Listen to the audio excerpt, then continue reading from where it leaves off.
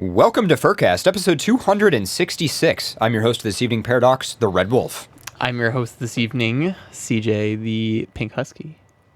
And I'm a Blue Fox, Pharaoh. Who is actually on time. For once. Time is irrelevant. To you it is, True. but to everybody else around you. Do you know what day it is even? Yeah, do you know what day it is today? It's a Saturday. May, 6th? Yeah, May 6th. Yeah, it's May 6th. 2017, if that means anything. Actually, no, what is it? 12,000? Yeah. Yeah. It's 12,017? 12,017. Human era? You know, it's actually the 7th in all of the positive UTC time zones right now. Is it? Yeah, it is. Okay, well, then I was almost right, but... Yeah.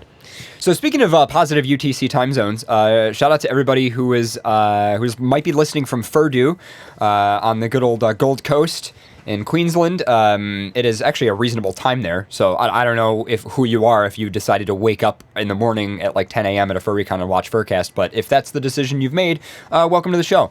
And apparently there's a coffee shop called Paradox Roasters that is just down the road. So if you guys...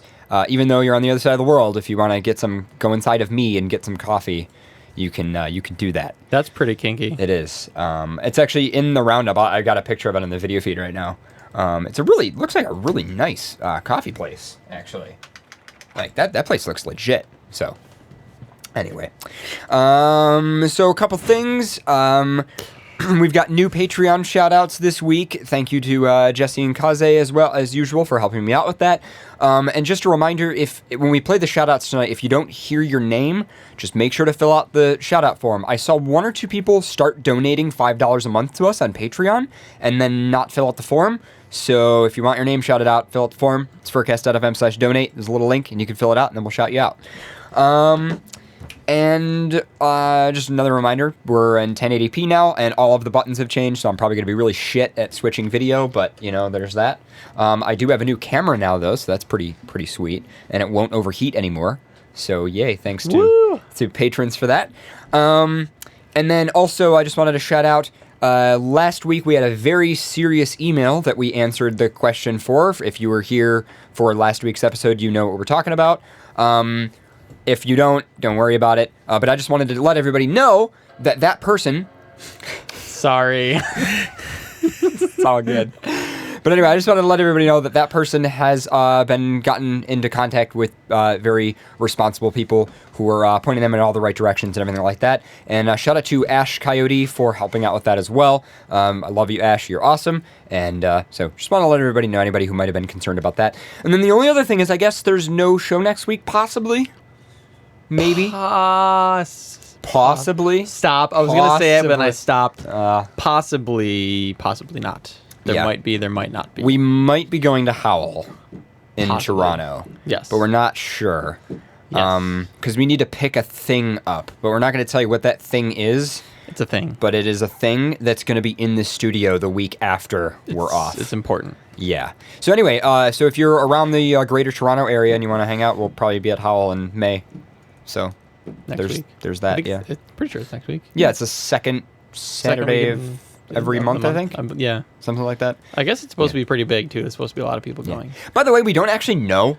This might actually fall through it. Wait, it might have been the month after this that we were supposed to go, because I don't remember. So there might actually be a show next week. We don't... No, it was this month. It was this month? Yeah. That we were supposed to do it? Okay. Yeah. All right. So there's that. Yeah, there's that. All right, want to jump into the roundup? I mean, will it hurt? Just a little bit. Yeah, then let's do it. I'm okay with a little pain. So, Fox and More and Pepper Coyote performed at NotCon. I can't stop this feeling. Keep it going. Deep inside me. And Fox was dressed as Rocket Raccoon, which there's a separate video of here. And apparently he can play piano, even dressed as a raccoon. So there's that. So Sean, That's incredible. yeah, so shout out to Fox and Pepper, who performed at NotCon, which was obviously the... They play more of the Ooga Chaka. I'm ready for this. I didn't realize how much Pepper actually looks like Star-Lord. He does. Yeah, he does.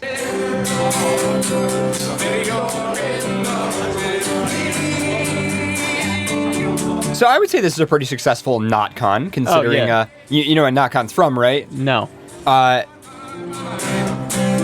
Midwest Media Expo got canceled. Oh yeah. Yeah. Yeah. So for those of you who don't know, the hotel for Midwest Media Expo. So keep in mind, this is a convention run by some of the same staff as Youmacon. Mm-hmm. It's kind of like an anime, sci-fi-ish con.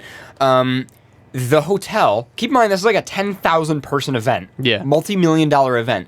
The hotel, like a week before they were doing the event, said, "Oh yeah, by the way, your event's canceled." And so Wonderful. they said, "Fuck you," and they had NotCon, which is not a convention, but it is a convention. And Adi ran AV there, so shout out to Adi as well. And Fox and Pepper performed there, so even though they said it was canceled, they just kind of did it anyways. exactly.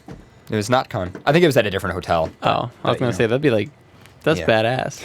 But anyway, so speaking of Ash, Ash Dingo, I just wanted to shout out, or Ash Coyote. Ash works with a bunch of other furries, and they make glass toys, which are like really cool. And I was talking to them about it for a little bit, and They're glass dildos. yeah, they're glass And butt dildos. plugs. They seem really freaking cool though. Like some of these look really pretty. Like they look kind of like art pieces on their own. Like I kind of want that on a shelf. I don't even know why. So like, I would just be scared about sticking something that's glass in my butthole. Oh, it's made for it though. They're like completely, It's still tempered. glass. Reinforced. Yeah, it is Yeah. still glass.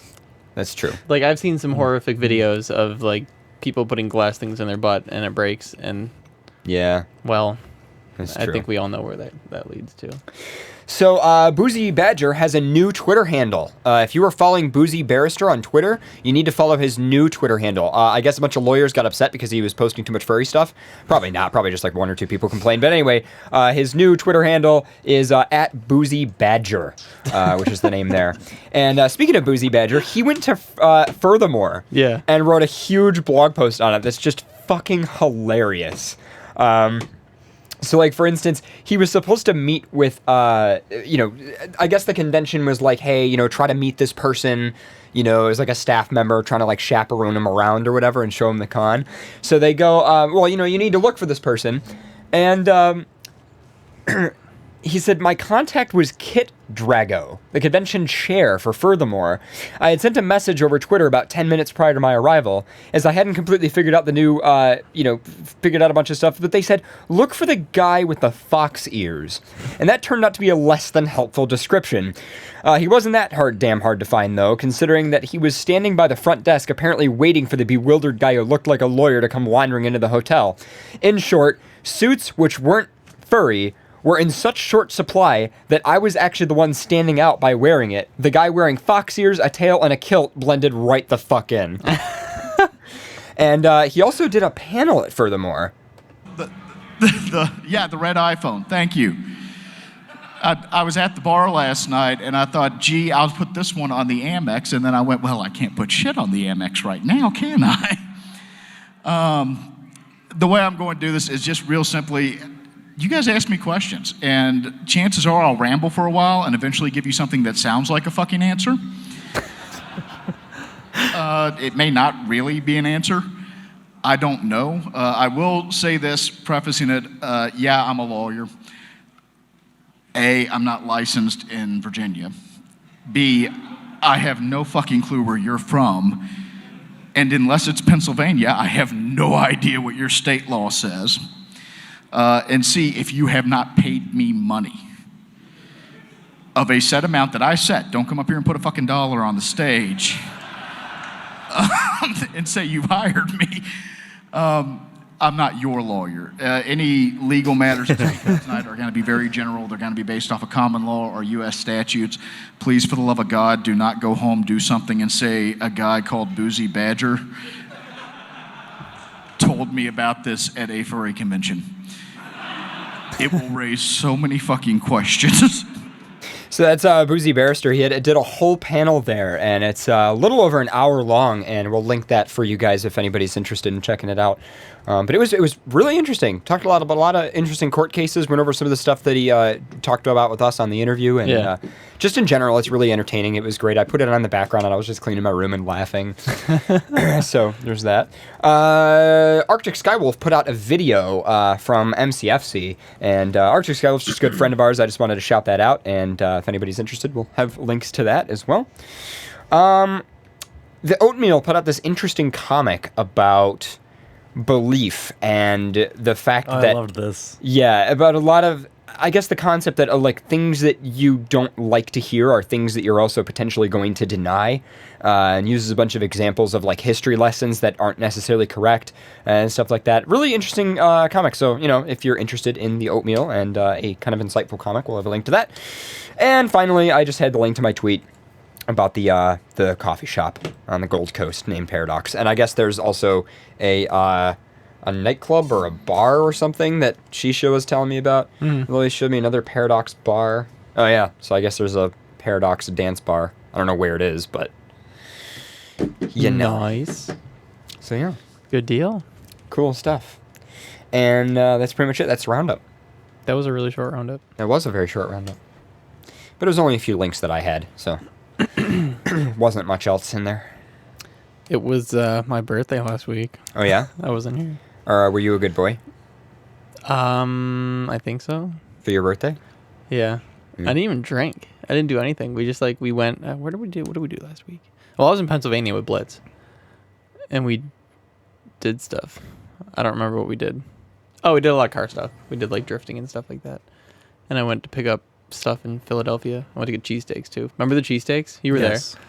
Those are good. there. Yeah, They're we really went good. back to Tony Luke's and got some cheesesteaks. Oh God, they were they're still incredible, still really good. So then yeah, that was last week. It was good. So it was your birthday? So that was It why you was. weren't here? That's why I wasn't here. Yeah. Okay. Yeah. Good to know. I had to go pick up a birthday present that I bought for myself that arrived from Japan in Philadelphia. So Is it a car part? it is a car part. It was 4 wheels. I bought wheels from Japan. Nice. So Well, it is a Japanese car, is it not? it is a Japanese car. That would Yeah. explain it. So yeah. Well, there you Good go. I love when it grinds on the leaves. Not that one. But that one does grind. Like when I Hit a leaf. Yes. So I come down this way on this street, right? Was there a stick in the road? No. Well, A twig? hey, listen, those are big objects. I need to watch out for those. When I turn into his driveway to make a U-turn and park in front of the house. Your car bottom's out. Yes. You know how all roads have a natural arc to it, just Yeah. so water runs to the sides? Yeah. That slight arc, my car scrapes over when it goes horizontal over that because it's so low. Yeah. You want a car that's not practical? Drive that thing. Okay. Good times. Remember we had to push it? Yeah, I remember that. And I'm like, hey, don't stop because it's going to And get it stuck. I remember it left a huge mark in the road, too. Yeah. It was there for a while. Still does that. Yeah. There's probably a mark there now. When we drove out to eat after last week's episode, I remember just seeing sparks flying out from underneath the car. Yeah, it does that. Because, the cars are parked on the side, so I have to drive, in the middle. I mean, I could drive, on the left side of the road, but that's not legal, right? So There's just potholes. I have to drive over the arc. And so that becomes the high point, and my car scrapes on it. I like how there's a very specific highway that you drive home on. I have That to. is the specific highway because that's the only highway your car will I can work on. only take the 90 home. Right. The 90 to the 33. That's the only way I can take home. The other ones are just too bumpy, and it just doesn't work. You got problems. I hate lowered cars. I don't know why I ever lowered that thing. I should have never done that. But it's sick. It looks good, and people look at it, I guess. So it's kind of cool. Uh-huh. I feel like a loser when I drive it. It's got pink wheels. Okay. Anyways, News. Do we have news? Pharaoh, do we have news? Farrah? Does Farrah have Farrah? news? Do you We have made a news? section, so then I filled out that section. Are you gonna start with news?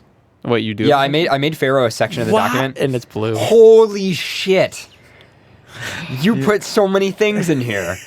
I was gonna organize them, but then you gave me a section Yep. that said don't have to organize, and so I didn't organize. Why did you tell him not to organize it? Because he doesn't anyway, so it's a properly... He said he was going to. I don't know. But anyway, do you have something you want to start with? You know, intoxication in contract law is void of contract. What do you mean? What? Like if you're intoxicated and try to sign a contract or something, it actually voids the contract. But also, like Boozy Barrister being drunk, his advice or giving advice isn't. He can't be held accountable for it as like a sound law. So there's actually a purpose to it. I found this out, Okay. which is very interesting to me. Yeah. It's a bit random, but okay. Yeah, that was a little random. We were Yeah. talking about Boozy earlier, so We were. Yeah. Yeah. it fit into that. Okay. I guess. Yeah. But I let you guys just kind of go on. All right. Thanks. You're welcome. Because you wanted to talk about your birthday, and I didn't want to interrupt you. Because I didn't wish you a happy birthday, that- so I figured... you really didn't. Neither of you did. I figured I'd just Actually, let I you... I kind of, I did. I think you did. I did. You didn't. I know. Thanks, You're welcome. asshole. I was gonna say that I know didn't which wish day you it had- was, too, and I just didn't. You just did. You purposely. You're just like. You woke up. You're like, huh? It's CJ's birthday. Nope. I looked at your Twitter and saw that there's little balloons, and I Did was you like, pop the balloons? No. You didn't even pop my balloons. No. Wow. I let them float away. You're not even. You're not a good friend. I let them float away. They don't float away. They sit at the top of the screen, so you could pop them. I didn't wait that long. Oh my god. I don't know why we're friends. I really don't. I don't even want to talk to you the rest of the show. Do you have a folder I could put up just to block him out? Like back in grade school when you put folders up and you take a test? Yeah. Like cubicles. That's what we need Yeah. in the new studio, just like cubicles. Can we? Yeah. No, that'd be so awkward. If we like, Just him in a cubicle, though. You know how and the it'll be other a day- blue cubicle. It'll be blue on the inside, but like red on the outside. just for him. Yeah. But you know the other day, like when we were talking about the studio, I'm like, wait, are we gonna be looking at the wall? And you're like, no. Yeah. I thought about that for a second. I'm like, in the new studio, like, what if we didn't look at each other? Like, doing a show would be so weird. Like, you just have like a camera set up in like your own little booth, and like you like flick between them or something. Like, I don't know. It'd be weird though. Like, I feel like I have to look at you guys, like in this setup. Like, it's been so long. Yeah. Like, It would be kind of weird to like. not look at each other. Like, what if we're just like facing like the wall? Be like, Yeah. yeah dude, like FurCast. Like, it just doesn't work. Yeah. Like, Yeah. I just. We need to build the floor in the attic before we can have a studio. Well, I'm done with school soon, so I'll have a lot more free time. KO also said he might be willing to come over and help, so we could finally get that done. Yeah. I'll be working in the afternoons though, so we'll have to do stuff in the morning if we do anything. I work in the afternoons now, too. You have a job? I went back to the restaurant because my bank account was at negative $200, so I figured I needed money fast. Yeah, that's probably a good idea. Yeah. You liked that job though, didn't you? I hate that job. Oh, I thought you enjoyed it like a little bit. I enjoy money. You can go work at Crystal Rock if you want. They're looking for people. Yeah, there's a dog that used to work there that doesn't anymore. you can tell him. You can tell him everything I never told him about me. Which is a funny story because one of my coworkers, like the only dude that I really actually like became friends with and talked to, he requested me on Facebook 2 years ago. And you just added him? I just added him when I quit. Literally, like when I punched out, I went on Facebook and I added him. But he had quit the week before me, so he's not even there. But like, it's just too funny because I'm like, he's the kind of guy that like will go through your Facebook and like look at shit. And there are Yeah, definitely. I was pics talking on about there. that with my friends earlier this week. That like I'm really thinking about because my Facebook right now has so much history, and like I went through and I set the permissions and everything, but it's like it's so difficult to. I'm thinking about deleting my Facebook and then remaking it and making it just very formal. Yeah. So like I can friend, my extended family, aunts, uncles, my coworkers. I can just accept people because right now, like, I have friend requests from coworkers from like a year ago that are just in limbo, and it's like. And I feel bad because it's like, a lot of my extended family uses Facebook to communicate. And it's so difficult for me because I've so poorly managed it over the years. Like I don't know, like 3,000 friends. Yeah. Or whatever. And they're all furries. And it's like, how the hell am I supposed to manage that? Yeah. And so it's like, I don't know. I'm thinking about just like saving the archive and just deleting it and remaking it and then making it very formal. This is the real, picture of my face, real name, no, nothing to hide here type thing. Yeah, that's kind of like what I was not that exempt. I'm not trying to do like that hardcore, but like what I kind of like did was a couple of years ago. I'm like, okay, I'm not doing any more furry stuff on Facebook. I'm just stopping that. But like anything that was there, I didn't delete. Like it's kind of like it got grandfathered in sort of thing. So I'm like, yeah, like it's still there, but like I'm not uploading anything new. Like the only thing that's on my Facebook now is like cars drifting and like family stuff or whatever. Yeah. So or like stupid. But it pictures, is pages too. Like I've liked, I don't know how many thousands of pages that have all changed their names, and Yeah. it's all like, you know, and it's not like I want to lie or anything. Like I will, you know, I'll put some music on there or something, or just like, you know, just boring But shit. it's not that you want to lie. I just want to like if somebody like a business like this job that I have now, which is like very professional. Like if they do like go look at my shit, they're not going to be It gives like, them something to find. Yeah. Is I think what's important. Yeah. Is it's like, because right now the only thing that you can find if you search my real name is my kind of like decoy human Twitter account, which hilariously has the description of "this is totally my only Twitter account." But probably shouldn't have that as the description. But it's like other than that, it's just all like the furry and Therian documentaries that we were on TV. yeah. That are like right there, and it's like, well, shit. I don't know. Yeah, no, I hear you. So yeah, yep. That's yep. Yeah, but like I probably wouldn't friend like any even local furs or anything. It would just be family You coworkers. want to be friends with me? I don't think so. No. That's okay. I follow everything else that you have, so Yeah. I just want to follow you completely. Anyway, news. Do we have news? Yes, plenty of news. Do you want to start? Sure. Is that why you got a haircut? Because you got a job? Yeah. You got to stop looking like a caveman. Yeah. Else I wouldn't have gotten a haircut. You work in the afternoons, right? Yeah. I work it Monday, Tuesday, Wednesday, Thursday, Friday. And after Sunday. I should come in then. Oh, that's actually sweet. So you don't have to get up ridiculously early though. No, I just worked 4 to 11. I'll be working 3:30 to 11:30.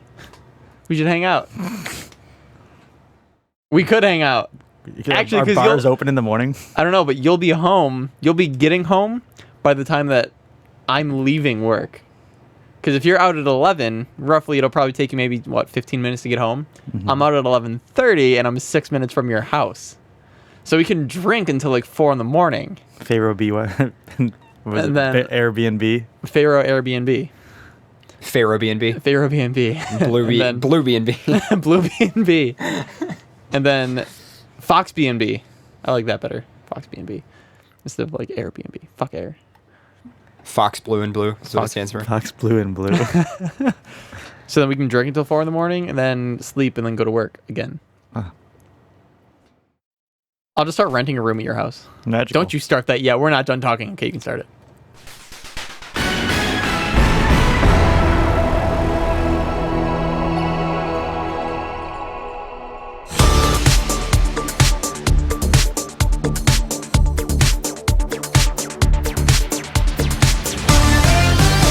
Magic. Oh, is that what you said? Okay. Man, I couldn't hear you for like 30 seconds. It was really weird. I think I went deaf. Wow. Hey, Faye Pharaoh, do you have an article? How virtual reality spiders are helping people love spiders. God damn! What is with the spider shit? This is too much. So is that yes? Oh, yes.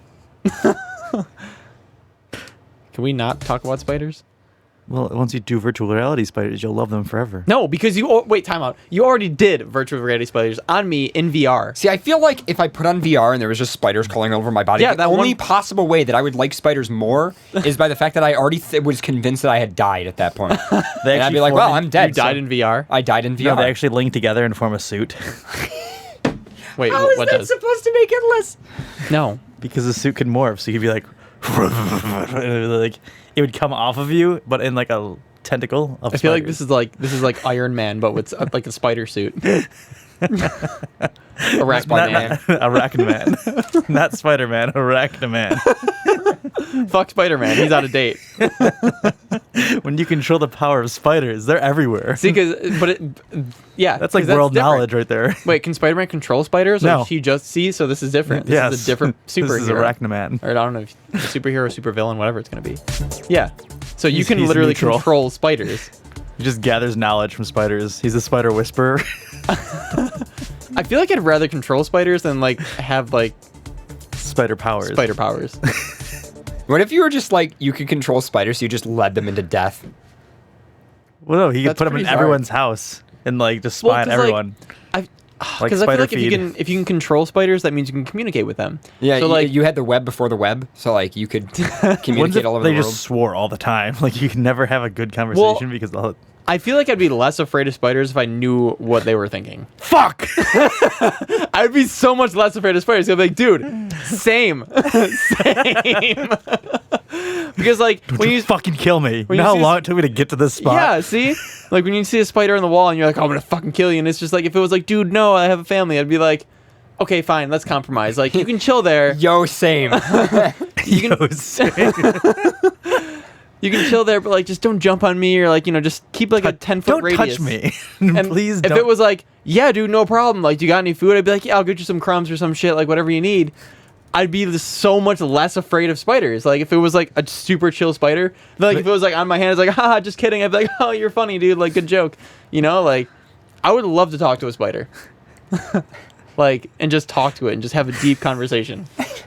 Like, yo, do you like EDM? He's like, yo, play some Backstreet Boys. Like, sick. All right, let's rock out to Backstreet Boys. I would I think a definitely spider do would be a great drummer.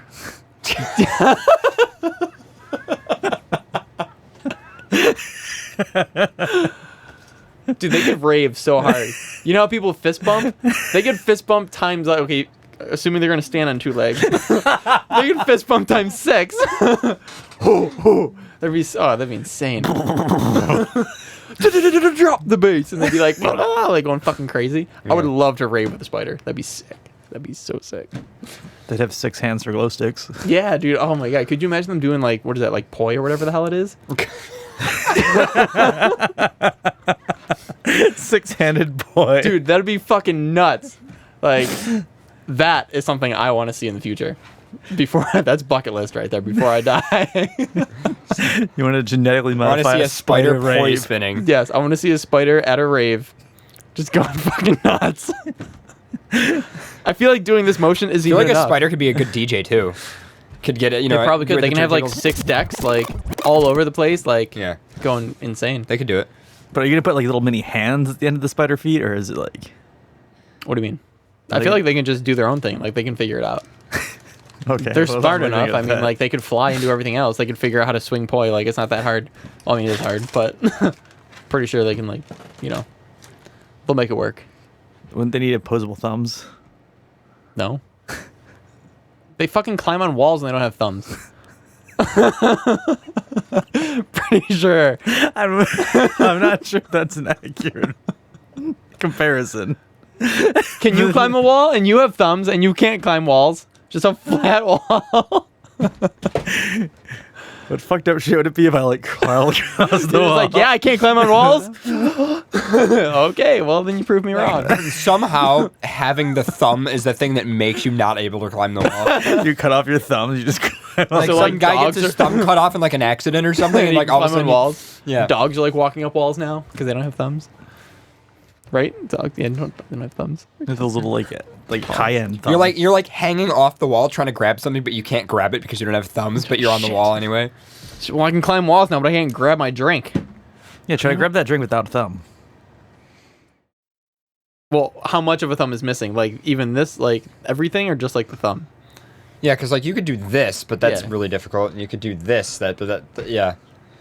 I don't know. Like, We I'm not we should read really a news article. using my thumb. Now open it. It just drops. What does that matter? I don't know, try to drink without a thumb and then open it without a thumb. Oh, open it. Shit.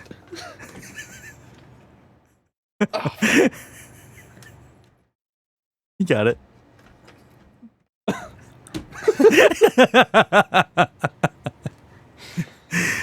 These are just like FurCast science experiments right here.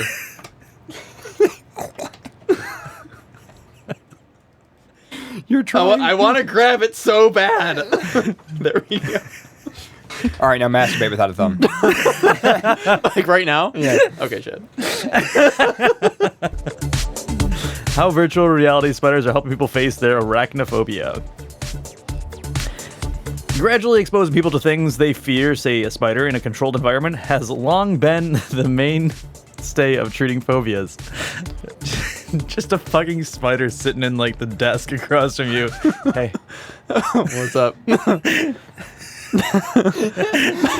Don't move. The VR is just completely normal life, except with a spider involved somehow. So you're like, oh yeah, in this VR sim, it was like, what is this spider VR simulation? Well, in this one, you're making pancakes. And he helps you flip them. But but you have to serve them to a spider. And this one, you're filling out tax forms, but the tax agent is a spider. Oh, they can get taxes on so quick. Oh my god. Think about all the writing. But with exposure therapy, you don't have to have a spider physically present in the room for you to feel the benefits. The benefits. Psychologists and researchers are using virtual reality to help people face their fears.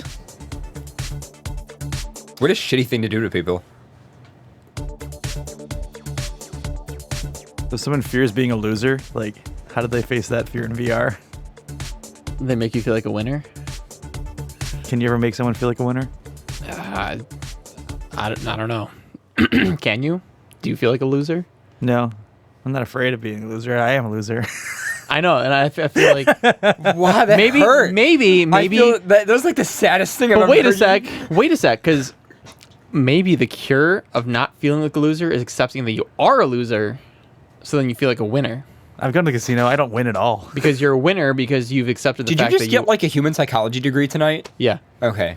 because you're a loser. So you've accepted that, so now you feel like you can win because you've won at becoming a loser. Charlie Sheen winning. No. No, that's not even the Don't same. bring that back. Psychologists originally proposed exposure therapy, also known as semantic desensitization. Sorry. In the 1950s as a way of treating specific phobias. The idea is that you are presented with the phobia stimulus, for example, spiders or heights, repeatedly, but safely, and then your fear reduces over time. In the case of spider phobia, arachnophobia, great movie, by the way, exposure therapy may be a start with a spider in a cage. I feel like that's a terrible containment. Because you know it's going to get out. Wait, a spider in a cage wouldn't work. Unless it's a cage with like very tiny holes. I don't know what these scientists had. Because I'm thinking like dog cage. That ain't holding no spider. Maybe it's a dog-sized spider. Fuck that then. That's terrifying. If there was a dog, I don't even care if this is in VR. Dog-sized spider? No.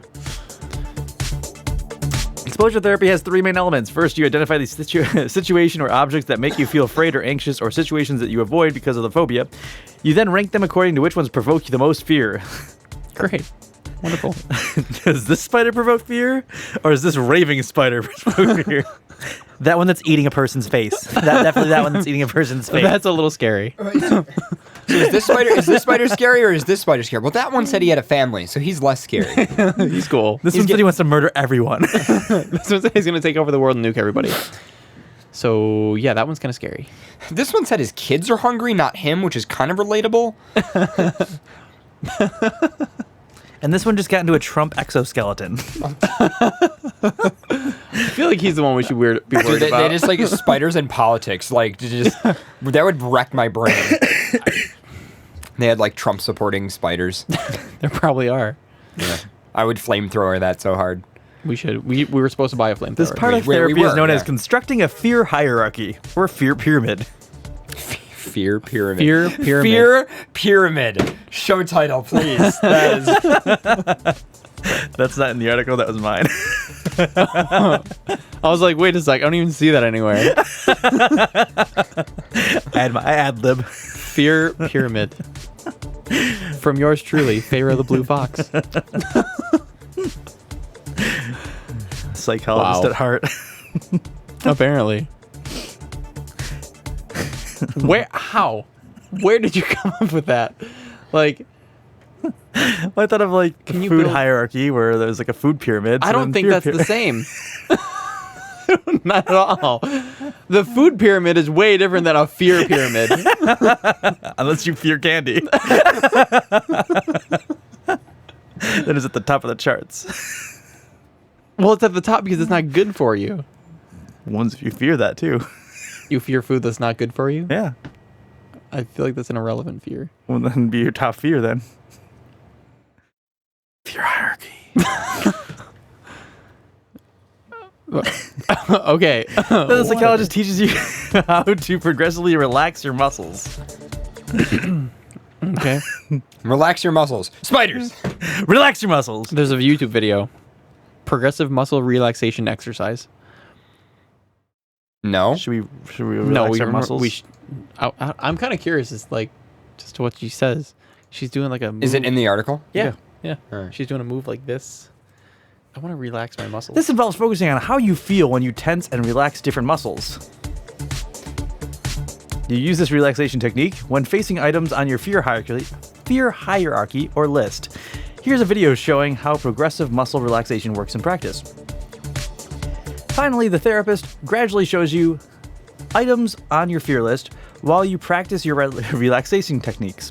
You start with the least fear-provoking item until you feel that you can manage your fear before being ready to move on sequentially onto the more fear-provoking ones. Muscle tension, aid relaxation, and lower stress levels. I love her accent. So in this exercise, we're going to concentrate on particular muscle groups in your body.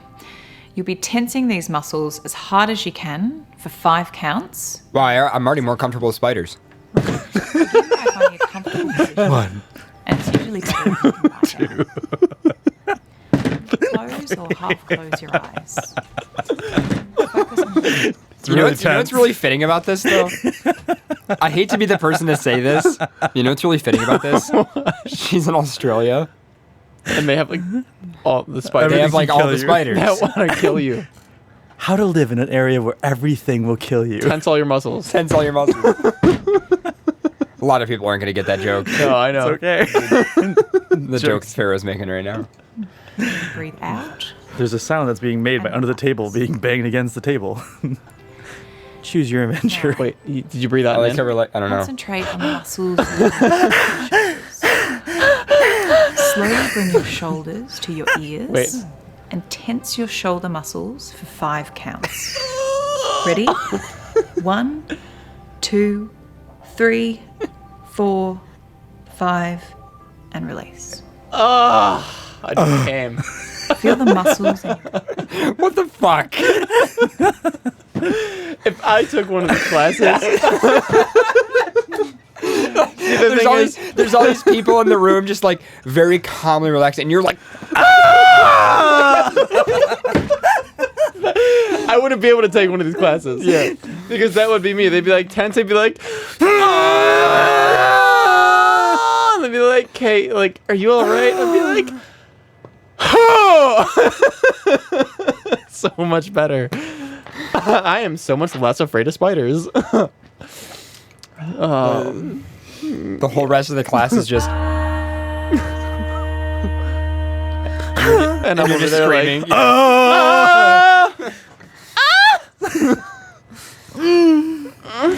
Very nice. breathe in and out.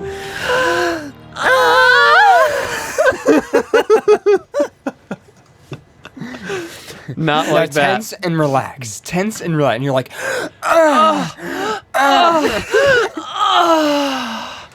Yeah. Sorry, audio listeners. Yeah, if you're wearing headphones. More if you're playing it live. Mom and Dad, they are not watching a porno. Actually, they might be. You should check on them. and relax. You're now going to tense all of your facial muscles, including tensing your jaw. Wow. So you might want to carefully press your teeth together and squeeze your cheeks like this. And you're going to hold that for 5 counts. Ready? 1, 2, 3, 4, 5, and release. And now, you guys are out of fucking control. So, moral of the story is we can never sign up for one of these classes. The moral of the story is you guys are always gonna have a fear of spiders. Therapists need a therapist when they handle us. Therapist is like, so I have these 2 guys and I just don't know how to feel. I need therapy. I need therapy after coming in contact with them. Yep, that's pretty Story much of my life. Your therapist commits suicide or something. I'm sorry, everyone we've ever met at a convention. I hope we give you hope. Do not get to this point. This is your life if you're like us. Scared straight. Oh, jeez. You can continue now. Is there anything left in this even? Yeah, it's a big article. Real-life exposure therapy has long been considered the most effective form of treatment for phobias, yet despite strong evidence exposure therapy works, about 1/3 of people with a specific phobia don't seek treatment. If they do, they avoid exposure therapy. The idea of facing their phobias is just too distressing. Because they avoid these things they fear, there is no experience of safe exposure and, in turn, no decrease in their fears, so unfortunately phobias often persist. But people tend to be more willing to take part in virtual reality exposure therapy than the real life kind. Researchers found that people prefer it mainly because confronting the phobia in real life is too fearsome. So virtual reality exposure therapy is a promising alternative, especially for people who are exposing themselves to the fear in real life is too difficult or stressful. Does it work? Since its introduction in the 1990s, virtual reality exposure therapy... We've had virtual reality since the 1990s? Where the fuck have we been? I feel like then it wasn't that good, though. Probably not. It's Like now blocks. it's definitely a lot better. Yeah, it's like blocks. Like you're not. That's not real life at all. It's like Polygons. it would look like a. Polygons. Yeah. We need like filters that are like expose our cameras to different things, like a polygon filter. So you like hit it and then like it just goes like lines. Okay. Can we do Instead of- that? Can we make Is that possible? No. I don't think so. Why not? Maybe It's with like a 2000 with like a it's $500 2017. device, Well, but you know, it could happen. it could. Like we just like have like underwater theme. Like we just go underwater and like it's like Can we just fill the studio with water? I mean, we don't could know. probably waterproof everything in here. We probably could. Yeah. Underwater podcast. Could we do like a? Could we do a FurCast where like one of us is in like a dunk tank? I wonder if we could just get like, here we go. So we'll get some water shimmering in the background, and then we'll just fade like this. There we go. That doesn't really work, Relaxing. Soothing. but I don't know what. Feel the vibrations of the water against your skin. Yeah. Okay, I'm more concerned why water shimmering is a video on YouTube. Why wouldn't it be? I don't know. There are worse things on YouTube. I know this. There's a dark side of YouTube. I just don't like that it's. I like how you're saying it's a dark side of YouTube. There's Like dark it's a side of problem. YouTube. No, it's great. This is a terribly This is a horrible video. like who It is. recorded this? Like someone went to like Lake Erie and tried to record water shimmering, and they just fucked up. With Yeah. like a camera from like the 1940s. Yep. Here's one, except it's 4x3, so we can be 4x3 in water. I don't know. Can we move?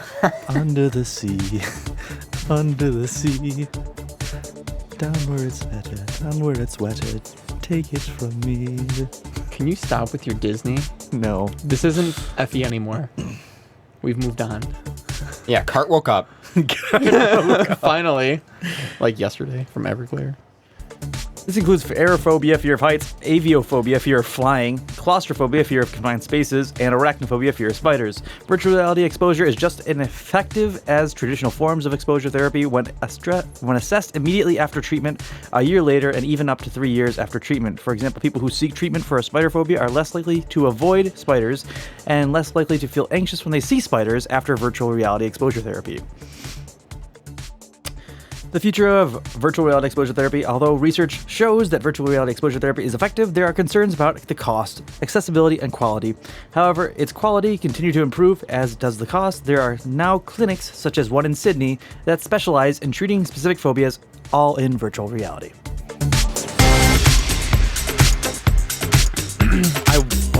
Oh, my bad. What? Sorry. I wonder if the fear of spiders is higher in Sydney than it is in, say, like the US. I don't know. Because they have spiders that will legitimately kill you. Yeah, that's true. And we have spiders that are just like... They're just assholes. So, crazy concept. I actually have a camera that's working and not overheating. It's amazing.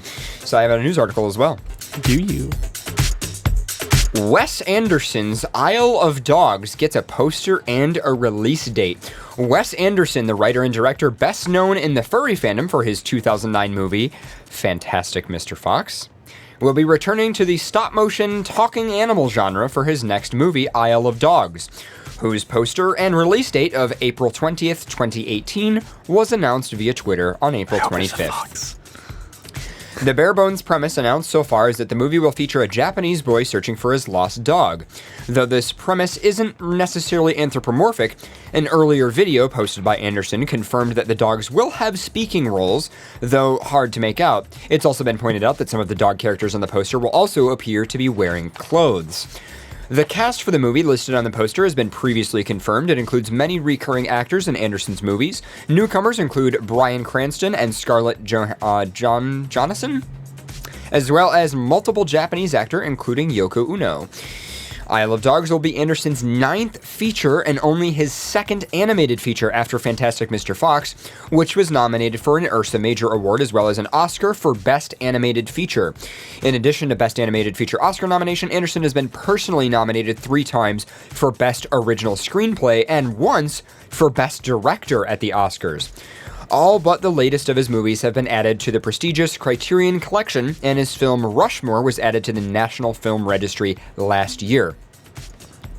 His last feature, The Grand Budapest Hotel, such a good movie, was his first to be nominated for Best Picture at the awards, with 9 additional nominations and 4 wins, though none for Anderson personally. The Grand Budapest Hotel also featured an early in the year release date. However, it had an advantage of being live action. Still, Isle of Dogs is yet another possibility to become a 4th animated Best Picture nominee. Damn. Nice.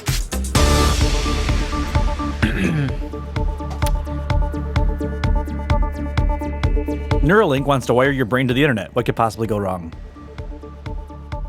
Nothing. Nothing at all. Clearly. Don't you want a contact link right into your brain from the internet? Oh, yeah. Not it. Yeah, definitely. Not at all. I think that'd be great. Nope. Why not? No. What can go wrong? What can go wrong? Turn into fucking Freakazoid. Runs around in underwear. Freakazoid. Fricassee. What? Freakazoid? You never watched Freakazoid as a kid? No. What channel was it on? We're playing the Freakazoid theme right now. Find the Freakazoid theme on YouTube. I want you to find it while I'm reading this. All right. Why? I've never even heard How have you not watched Freakazoid? I'm a little upset. Like, Yeah, you're getting really intense. Freakazoid theme song. That's a thing. Yeah. Super Team Extraordinaire, Freakazoid, Freakazoid, runs around in underwear, Freakazoid, Freakazoid, guess he's Washington, D.C. This seems like a show you would watch. Me? No, CJ. Or, sorry, Pharaoh. Yeah, definitely him. It has a chocolate program, textbook case for Sigmund Freud, Freakazoid, Freakazoid. Check out Dexter Douglas, nerd computer ace. When surfing on the internet, then was after cyberspace. He turned into a freakazoid, he's strong as a brick. He drives the villains crazy, cause he's a lunatic. Kind of reminds me of the Fairly Odd Parents intro a little bit. You're literally lip syncing the song. That's his name, Freakazoid. chimpanzee. Around in big rodeo, Freakazoid, Freakazoo. Hopes to make a movie game, Freaking me, freaking you. he's here to Save the nation, so stay tuned to this I think we've station. had enough of that. If not, we'll be unemployed. Freakazoid, Freakazoid. If not, we'll be unemployed. Freakazoid. Okay, So then. is there a show about you? It's about his childhood. Connecting your brain to the internet. I've never even... It is great. I'm upset that you've never watched it because it is absolutely like hysterical. It's like the level of Animaniacs. I never watched the Animaniacs either. Damn I you. know of the Get Animaniacs. the fuck out of here. Dude, I was a Nickelodeon kid, okay? Sorry. I'm a Nick kid. Stickly? Who? Fuck you. Was that a Nickelodeon show? Yes. Oh, nope. Not that one. I was like the SpongeBob era. Like SpongeBob, Fairly Odd Parents. Do you remember Slime Time Live? I do. I remember that. That was the shit. Angry Beavers. Angry Beavers. Oh, God. I love that. Rugrats, like old Rugrats. Like Yeah. the old school ones. Rugrats Angry- in Paris was actually a good movie, Angry too. Monsters. Are you afraid of the You're dark? combining like two different eras of cartoons. Well, I was like in between. I was caught in between. Cause like my brother was like he's older, so like he was like that like the Are You Afraid of the Dark era. So like I got into it. And then like they changed for like my generation. Doug was pretty much just ending right when I... Doug, I remember Doug. I remember Two a lot of Doug. youngins. How old are you, like 28? Yes. Are you really 28? Yes. That was a shot in the dark.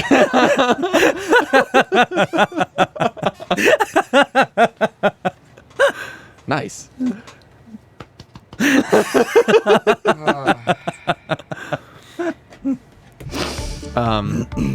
Yeah, dude. I just Neuralink, which is developing an ultra-high bandwidth brain-machine interface to connect humans and machines, aka computers. It's probably a bad idea. I'll sign up. Thanks.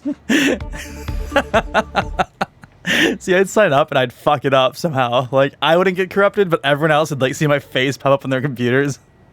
Hey. yeah, that sounds like Hello. something. I like the idea CJ, that somehow is it your me you're face looking isn't. for? It'll sing to you. Hello. I wouldn't like that. I'm watching you through your webcam. No. Actually, I'm here right now. Look at my face. No, that's not.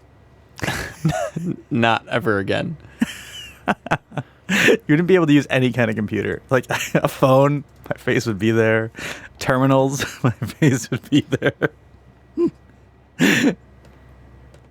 Anything connected to the internet. Basically, I'd never use technology ever again. I couldn't do the show. Sorry, guys. It's bad enough I have to see your face in person. If you understand the science behind it and that's what you wanted to hear, you can stop reading. You can stop reading. But this is an absurdly simple narrative to spin about Neuralink and its unhelpful attitude when it comes to understanding the role of technology in the world around us, and what we might actually do about it. It's easy to be cynical about everything Silicon Valley does, but sometimes it comes up with something so compellingly fascinating and confounded, it cannot be dismissed or embraced uncritically.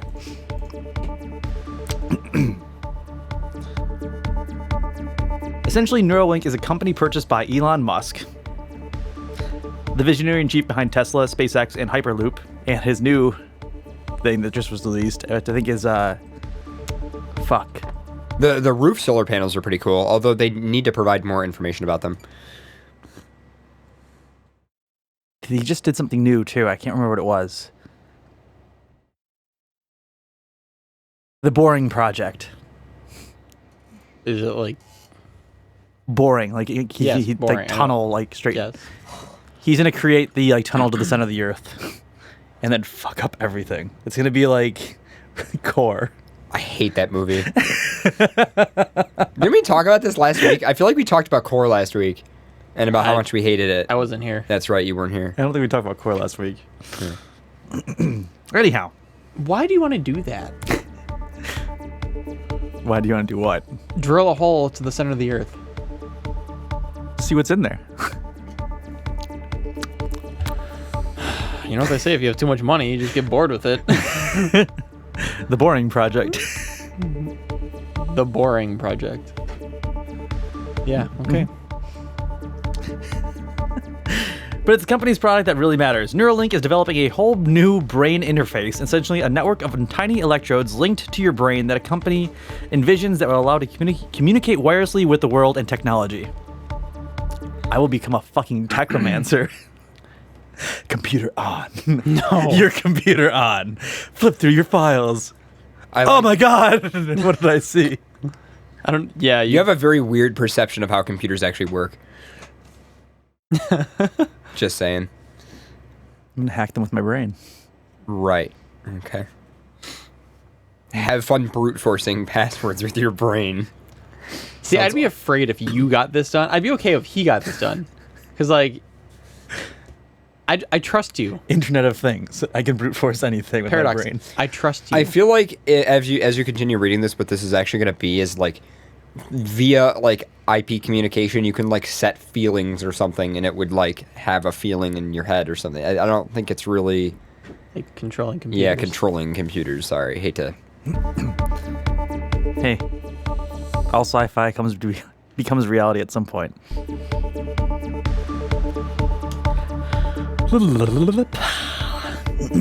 It would enable us to share our thoughts, fears, hopes, and anxiety without demanding ourselves with written or spoken language. One consequence of this is that it would literally allow us to be connected at the biological level to the internet.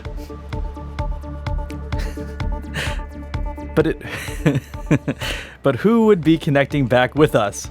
How, where, why, and when are the real questions. Though Tesla and SpaceX ventures, Musk has already ruffled the feathers of some formidable players, namely the auto, oil, and gas industries, not to mention the military-industrial complex, just making enemies everywhere. That's great. Just fuck everyone.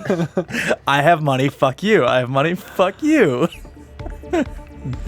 I like that guy. These feathers are not mere mortal dares not ruffle, but Musk has demonstrated a brilliant, stubborn persistence and knack for revenue generation. If not always profitable, the abilities resolve. However, unlike Tesla and SpaceX, Neuralink operates in a field where there aren't any other major players, for now, at least. But Musk has now fired the starting gun for competitors, and Urban observed an eventual neural revolution will disrupt almost every industry. There's a number of technological hurdles between Neuralink and its ultimate goal. There is a reason to think that they cannot surmount these, and reason to think that they won't. While Neuralink may obstinately be lumped in with another AI big data company, its branding and general desires to bring humanity kicking and screaming into a brave new world and making what it's really doing isn't altogether really new. Instead, it's how it's going to be about making Neuralink special, a potentially major player in the next chapter of the human history.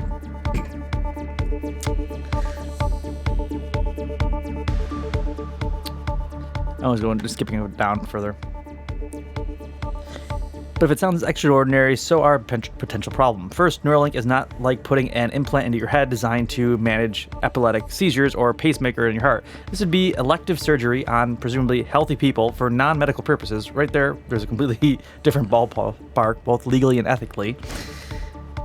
Second, because Neuralink is essentially a communication system, there is a small matter of regulation and control, regardless of where you stand on the whole privacy and surveillance issue. Remember Edward Snowden? I cannot imagine a scenario in where there would not be an endless number of government advertisers, insurers, and marketing folk looking to tap into the very biological core that is our cognition to use it in means of thwarting evildoers and selling you stuff.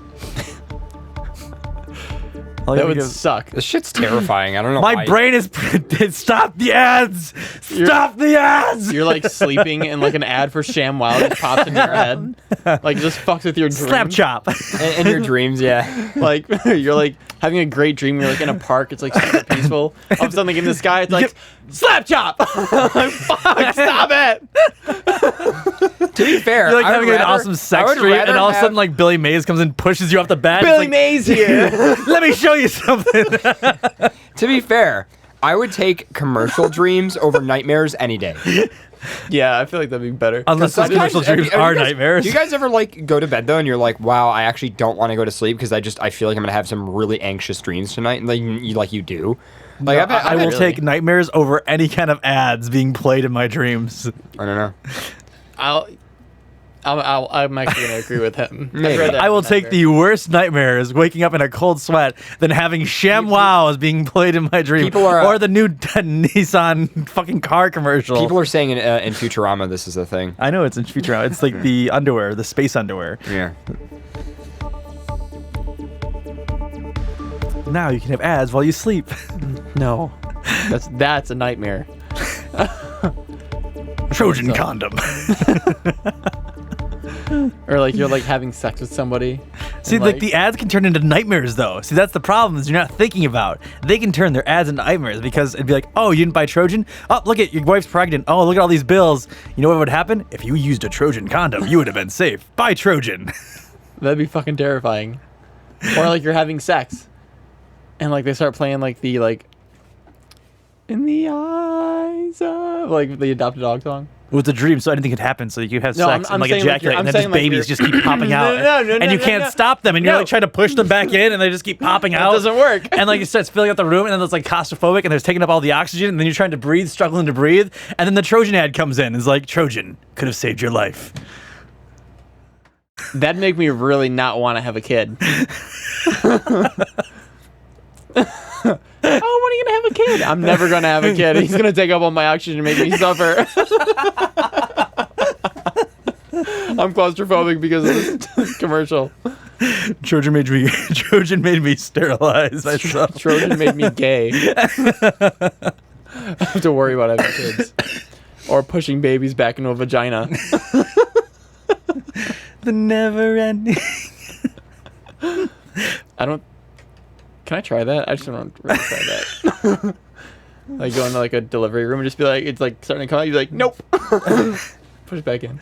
See, it's a dream realm, so I was just thinking like like the T-shirt cannon, but like just babies. That's terrifying. What is your brain like? Your imagination needs to cool it.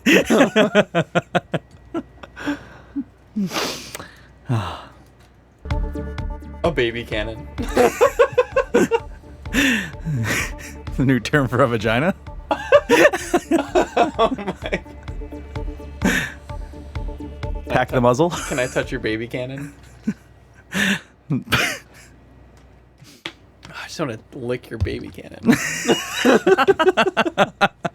That's for sure to get me laid. I'm sure you can try that at next con. Let me lick your baby cannon. Yeah, the next female I'll see, I'll be like, hey, give me your hand. Give me your hand. No, I don't want to Give me your fucking hand. Take his hand Paradise, for give once. me your hand. Hey, I need to ask you a question. Can I lick your baby cannon?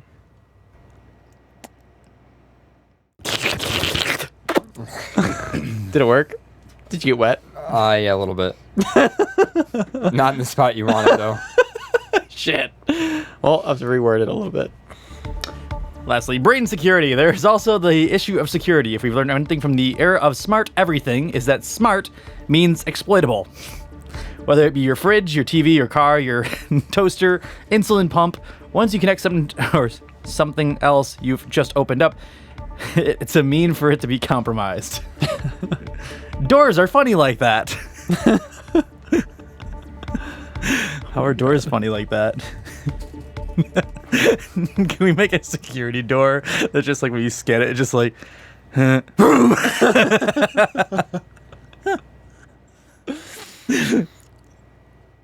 No. I just want a malfunction security door as like the entrance to your house because no robber would ever come in. Neither would you, but you'd have a safety hatch to the creek. So Through the creek. it's two metal doors like malfunctioning like a video game. I was gonna say that's like something you'd see in like Zelda or something, like a door that just like it's like time it right. It's like Dead Space. If you don't, you're gonna get crushed. Take your chance. It's like that'd be like living with with. There's actually YouTube videos like Jigsaw from Saw. It's like a game to get into your house. Want to play a game? Do you want to play a game? There's a 4K television in here. Come on. But first, Try it. But first, you have to make it through this constantly closing door with needles on the bottom. If you don't make it through the next 36 seconds, you'll knock. The floorboards are coated with arsenic. The wall's acid. Have fun. If you don't make it through within the next 45 seconds, your toast is going to There's burn. like a backstory. This is like a whole video game. This is a Japanese game There's a show. zombie outbreak in this section of the house. This just sounds like a Japanese game show, to be honest. It sounds like a Japanese house. I feel like there's like somebody listening in Japan. They're like, yeah, it's like the next door neighbor's house. I was like, what?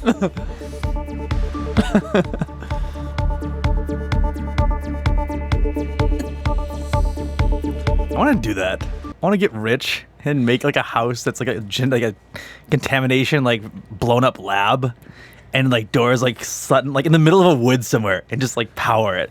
So someone would come across it at some point in time. Like, don't and live be there. Freaked the fuck These out. are the things Pharaoh would do if he That's has like- money. Oh, that's What are like you going to that- do? Donate to charity. What are you going to do? Build a malfunctioning door in the middle of the woods. That's like that one fucking movie with the spirits, and like it's like a glass house, and it's like in the middle of the forest. 13 ghosts. Is it 13 Ghosts? I think so. Yeah, and that's what that reminds me of. And like they have the people that like stay there for like a weekend and they all die. I think like one lady lives, but like No, like a portal lab, like a 3-story lab that just like goes underground, but it's like in the middle of the woods somewhere, and I just leave it there with like security cameras and watch every time like a teen tries to go in and be like, I'll bet you to go in. and they die. Wonderful idea. No, they just get kidnapped and like shuttled out, and their friends like think they're gone. They're actually like on a vacation. You go down. Congratulations, you're going to Mexico. You made it through. They get to the bottom, they just get shuttled off. No choice, bye. Just make it like so like nothing, none of their technology works, like their phone or anything. So like all of a sudden they're just in Mexico. Suddenly Mexico. You need to leave all your clothes here so your friends, when they try to come visit, they're gonna think you actually got killed. And they go to like somewhere else. On a cruise. That'd be cool. I'd go through that house. Actually, probably not. See, I'd probably check I it would out. see. I give back. I make this completely hazardous, like malfunctioning lab in the middle of the woods, but I give back. Like, yeah, we scare the shit out of you and go, make you when go. on someone's this- brave enough to get to the end, they get rewarded. See, that's generosity. That's caring right there. That's fucked up. That's not caring. Welcome to my life. Caring is like, oh, like, here's $1,000 for food or something. I don't know. What's caring? Whatever caring. I'm not a caring person, so I don't know. What's caring? I don't care. So how do you know that I'm not caring? You're not caring. I am caring. No, you're not. Nothing about Like- you is caring. Would you be? You would like a free cruise? Yeah, but that's not your. That doesn't mean See, you're that's- caring about me. I'm being careful. No, you're not. You're being a dick. That is a lot of money. And I'm carefully exploiting that. By making a haunted death trap of a lab or something in the middle of the forest that you want kids to go through. It's like Cabin in the Woods because adults are going to go through it. And then Trump supporters will end up in Mexico. It's a win-win for everyone. I hate you. What is happening? Like, this past like 5-minute conversation, I'm lost. I can't keep. I don't know. Oh my god. I don't even I let my imagination out. bring it back. It's hard to put a lock leash up. on it. It's hard to lock up. It Tuck it. likes leashes. Oh God. It likes being tied up. It's compromised.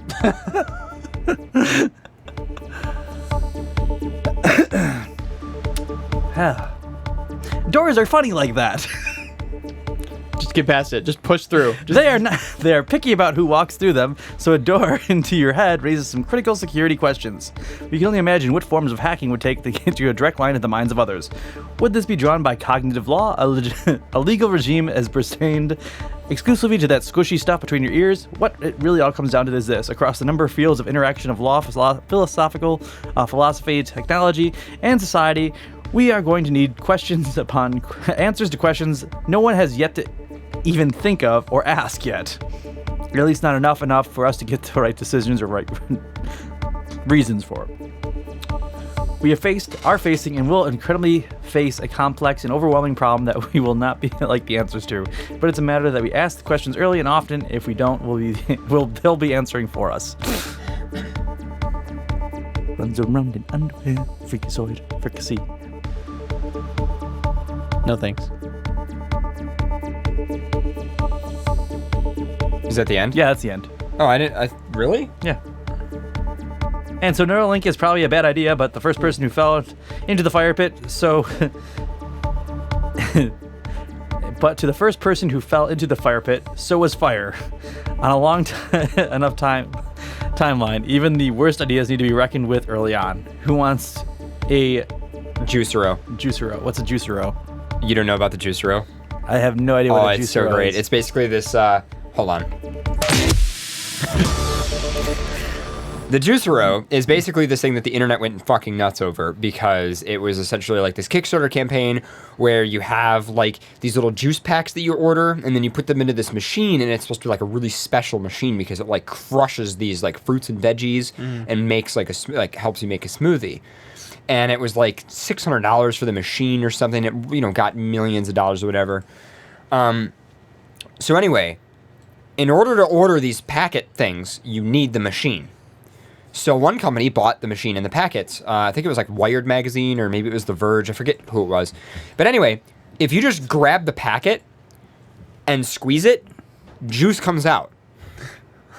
So it's already crushed and everything. So you don't need the machine. So the machine, all it does is it just lightly press it, not even that. You can do it by hand. Yeah. And in fact, one person demonstrated that they can actually do it by hand faster than the machine can squeeze the package. And the machine is like $600. But people went nuts over it because, like, oh my God, it's just healthy, you know, Wi-Fi connected Bluetooth. I can, you know, make juice or iPhone. And it's like, it's just stupid. So, yeah, basically the internet went nuts over it. And now Pharaoh's looking into it. So You can still buy them. yeah, you can still buy it. It's literally still sold. They're ripping everybody off. And, like, everybody went, like, there's a huge uproar over it, but they're still selling it. So they reduced the price, though. Now it's only like $200 or $300 for the machine. Oh. Yeah.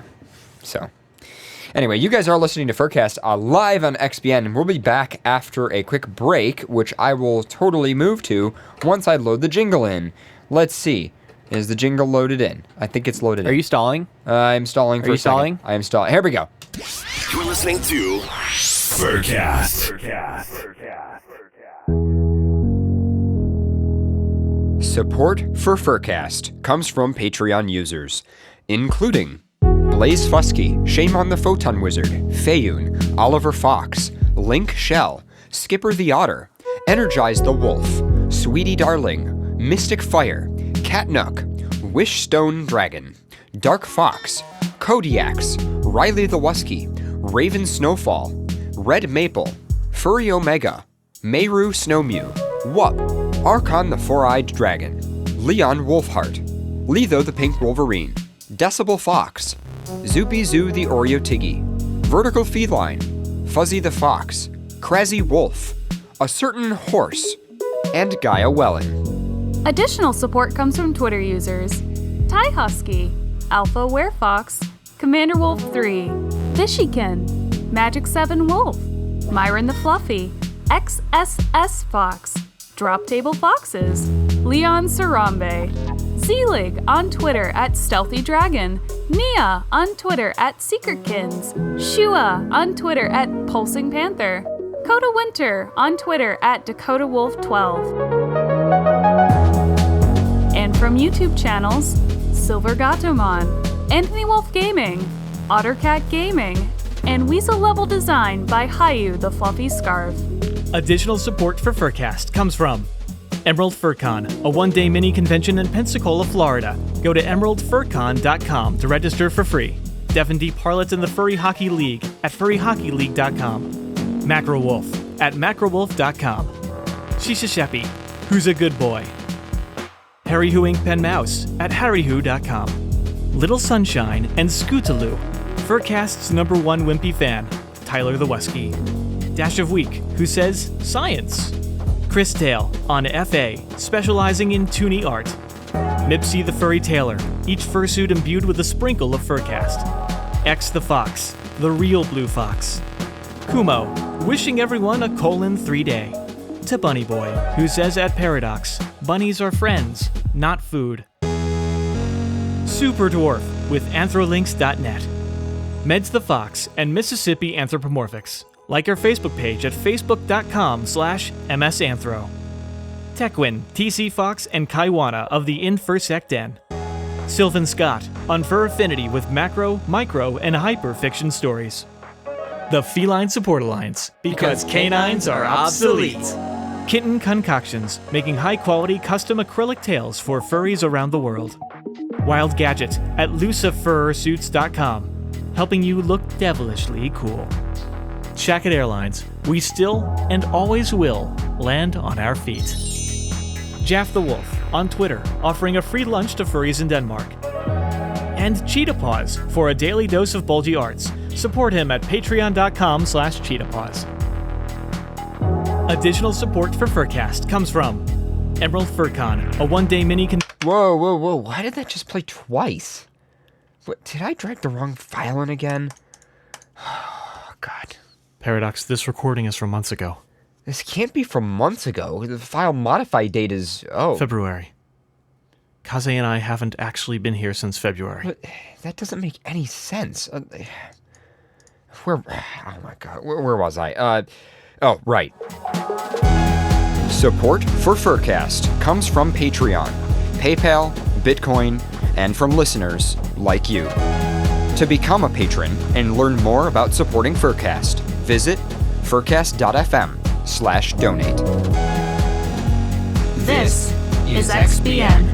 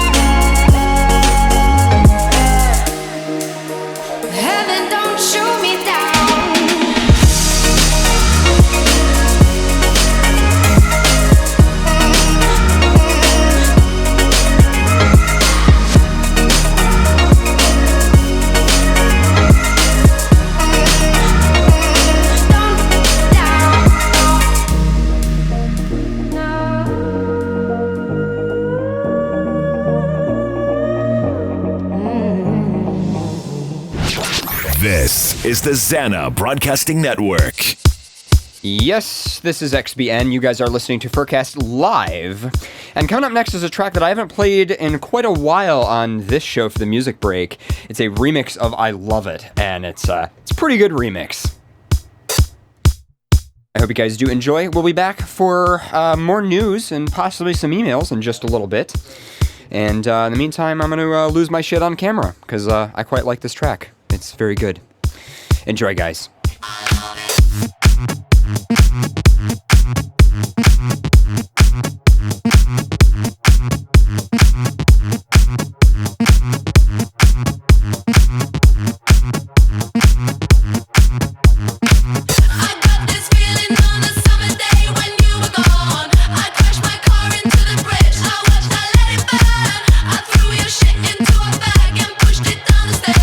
I crashed my car into the bridge. I don't care.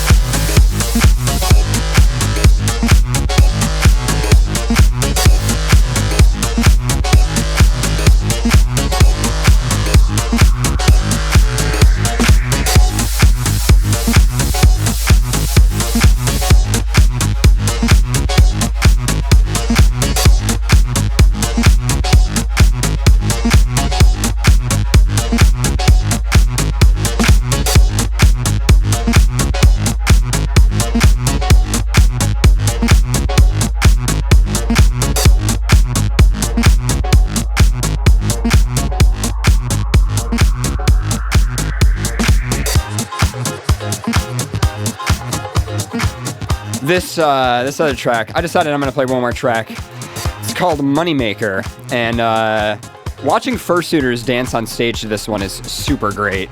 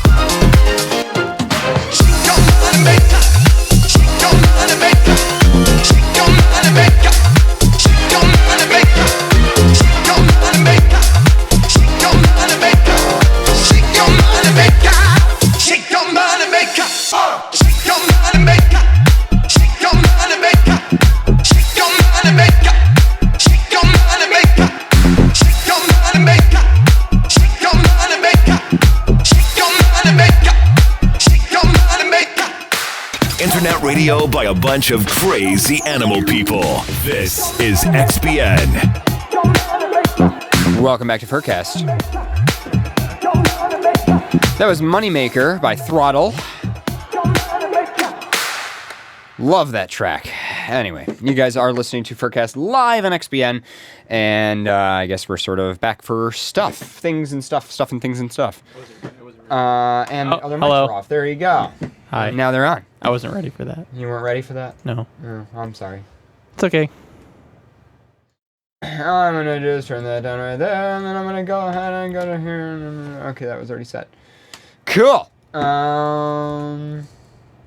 Yeah, I need to play with our mic setup more. I redid the entire vocal effects chain, by the way, for tonight, so it's a little weird.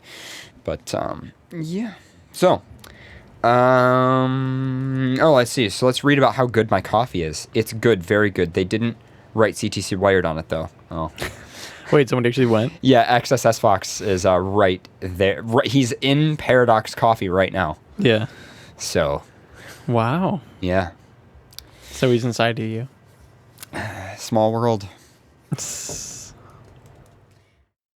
Anyway, I have a kind of a shorter article, sort of. Okay. There's pictures involved in this, and I will show the pictures on the video feed in a little bit, because I can't show them and also read the news at the same time.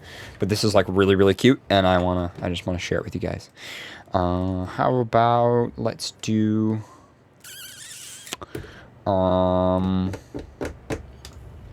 which track do I want to do? We haven't done that one in a while.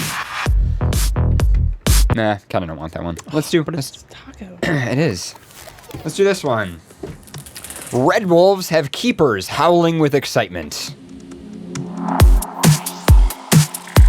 And yes, there are pictures of red wolf puppies, and they're very cute. The Museum of Life and Science at Durham, North Carolina is howling with excitement. Yeah, I think we need that. God fucking damn it. This is just already... Wait, hold on, no. There we go. Yeah. On April 28th, the museum's 6-year-old red wolf gave birth to a litter of 3 male and 3 female pups. This is the first litter for the museum since 2002. All pups and their mother were found to be in good health, and the animal care team are currently on exhibit at the museum's Explore the Wild exhibit. Once a top predator throughout the southeastern United States, and one of the only 2 apex predators native to North Carolina, the red wolf, Canis rufus, is classified as critically endangered, with captive and wild populations totaling less than 300 individuals. 300. Mm-hmm. That is the number. There are more red wolf furries than there are actual red wolves. Just... Oh, God, there's so many... Oh, I have to scroll through the... Oh, my God, they're so cute. The red wolves living at the museum are part of the U.S. Fish and Wildlife, as I screw up the music, U.S. Fish and Wildlife Recovery Program, as well as the Red Wolf Species Survival Plan, SSP. The Red Wolf Species Survival Plan. Are you part of that? Yes, of course, I'm part of that. Definitely not the first time I've ever heard of it. Collaborative of breeding and management program developed by the Association of Zoos and Aquariums, AZA, to ensure the stability of endangered animal populations. Oh my God. Known by their stud book numbers, the female 1858 and male number 1784 were recommended for breeding by the SSP in the summer of 2016 as a potentially high value breeding pair to maintain genetic diversity within the red wolf population. I can't. I'm just thinking of like how this would work in furries. Like, well, this fursuiter and this fursuiter should fuck because that would have the oh no, the most diversity for the future of the highest number of tweets. Highest. Oh my God. They'd get a lot of followers. Yeah. Most diversity or whatever in the poppy fur population. This is the first litter for female number 1858, born at the Riding Reflection Arboretum and Nature Center in Chattanooga, Tennessee. She was recently referred to by the museum in November 2016, where she joined the museum's 7-year-old male, number 1784, born at the Millers Park Zoo in Bloomington, Illinois. The museum's male was transferred in 2014 from North Carolina State University Veterinary College, where he previously stirred 1 litter of pups. This is truly exciting news for the species and the museum. They said the Museum of Life Science Animal Department Director and member of Red Wolf Protection Management Team, with recent developments surrounding the wild population and responsibility of SSP, institutions like the museum are more critical than ever. Each pup is valuable to the survival of the species. Oh man, that's a lot on my chest here. And represents hope for the red wolf population overall. Yeah, I suppose me being gay doesn't really help. Good job. Yeah. You're just fucking it up. And anyway, oh my god, the mother and the father. Oh god. Anyway, that's pretty much it. Are you okay? Yeah, I'm okay. Yes, I am okay. I'm just going to pop this over onto the TV in the studio, and let's just find it. Here we go. And I have that on the news feed. So there's the puppies there. Aww. And they're very, they're a really cute puppy. And then we scroll down, and there's a video. Oh God, I'll watch the video in a second. But as we go down, that's mom and dad right there. Yeah. They're pretty adorable. Yep. Yeah. Fun fact: if you notice, these red wolves aren't red. It's kind of a strange fact about red wolves that they're not actually red. But you know. So let's see if we can. Oh, they're inside of a cave, so they're just using a flashlight. That's kind of an awkward video. Why do you gotta spy on? Wow, jeez. Jeez. Privacy, man.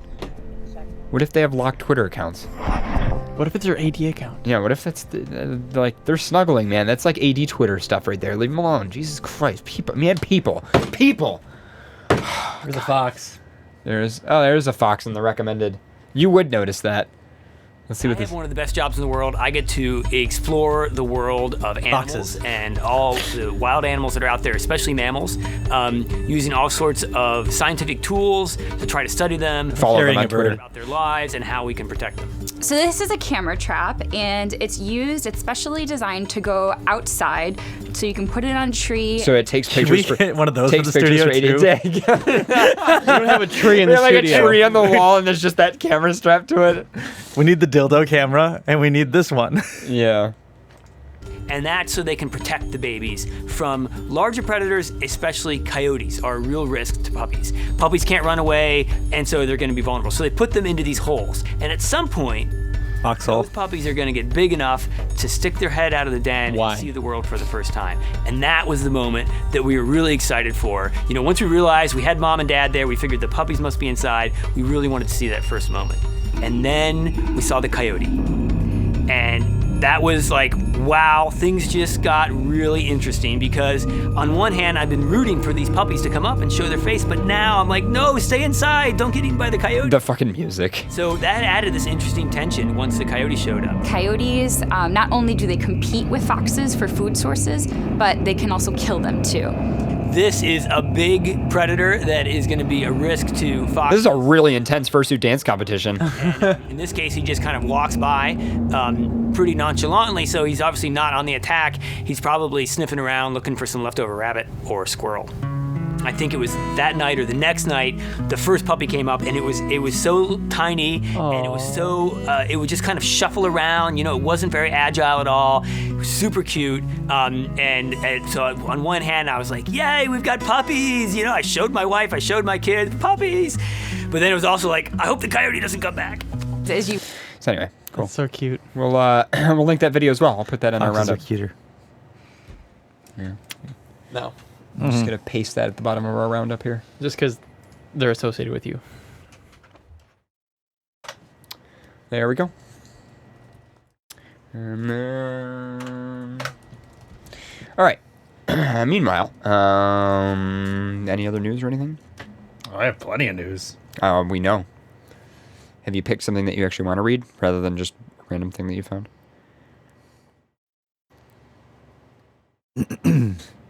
Yes. Go for it. What? Man disguised meth as pottery. I can jump on board with this. I'm just trying to. Not in I'm trying to here. go through all the news articles you put in there and just being like, okay, so this is the one you're gonna. Oh, the last one.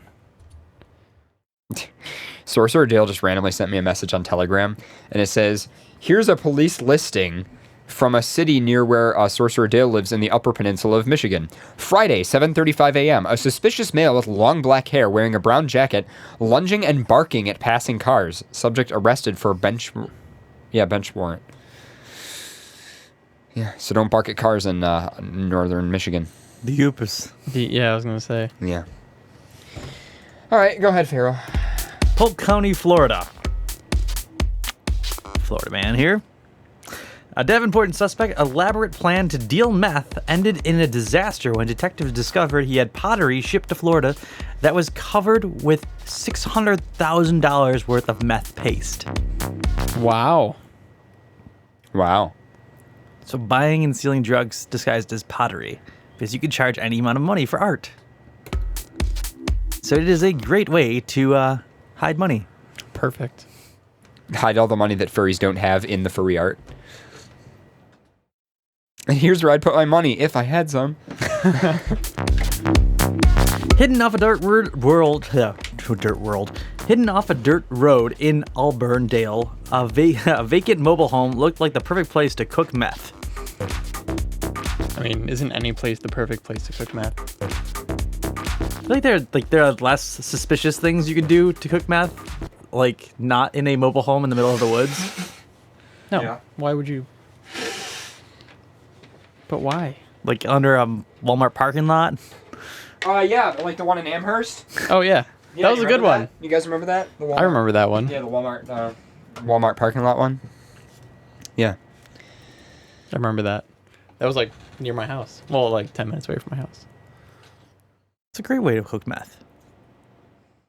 Hey, apparently it worked. Just throwing that one out there. I'll be back. The accuser meth importer. Whoops. Sorry. The accused meth importer.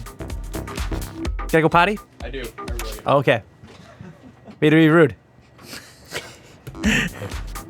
Getting up in the middle of the show. Fuck that. You know what really grinds my gears? When guests just get up. When hosts just get up and take a piss right in the middle when you're reading something.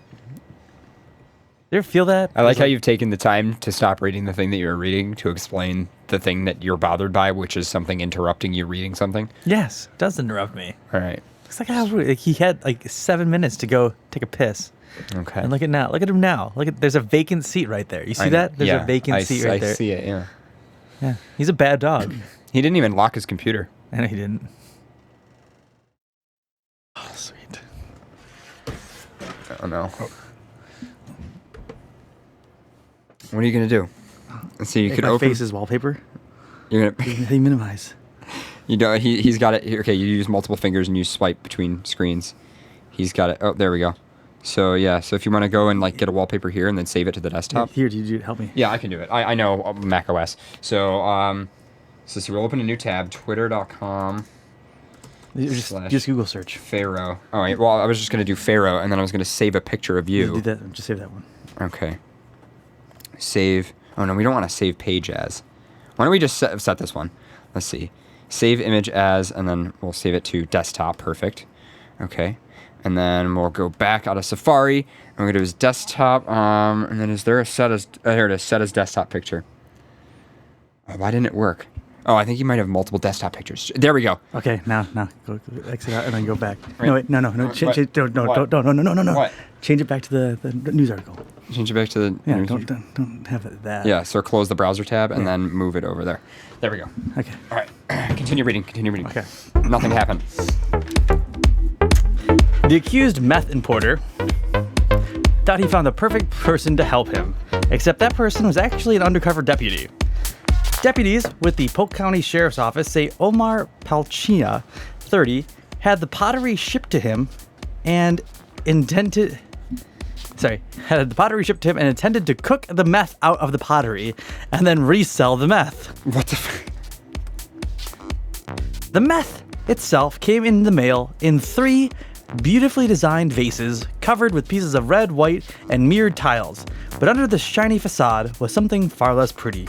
Detectives say Palestina told him that the meth paste would have cooked out to be about 10 kilos of meth, which is a street value of $600,000. I'm in the wrong fucking business.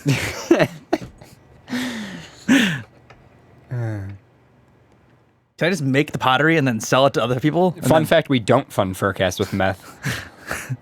Which But is meth really- has been on the show. Meth has been on the show. And in the studio. We took naughty pictures of Meth Lab in the studio. Yeah.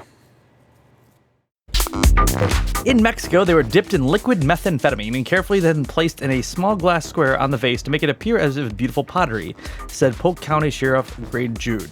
Omar was looking for someone that can convert it out of the current form into a sellable form, and that's where our undercover agents came into play, said the sheriff. Neighbor Rathia Pear saw the deputies working at the empty mobile home.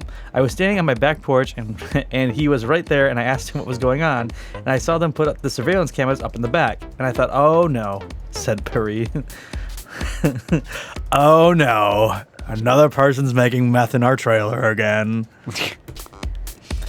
Wired for sound and pictures, cops said that they captured Palestina go inside with duffel bags containing the pottery. He's in the country illegally, and he's supplying methamphetamine, which is ultimately will end up in the hands of kids and young adults, said the Sheriff Jude.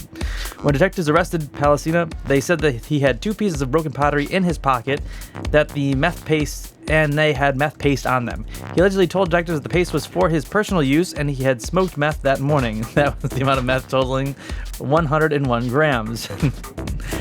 You can see the lengths that drug dealers go to get their illegal product out on the streets. Omar Palestina will be prosecuted to their fullest extent of the law, and thanks to the minimum mandatory sentencing laws, he should be out of the drug dealing businesses for quite some time, said Polk County Sheriff Grady Judd.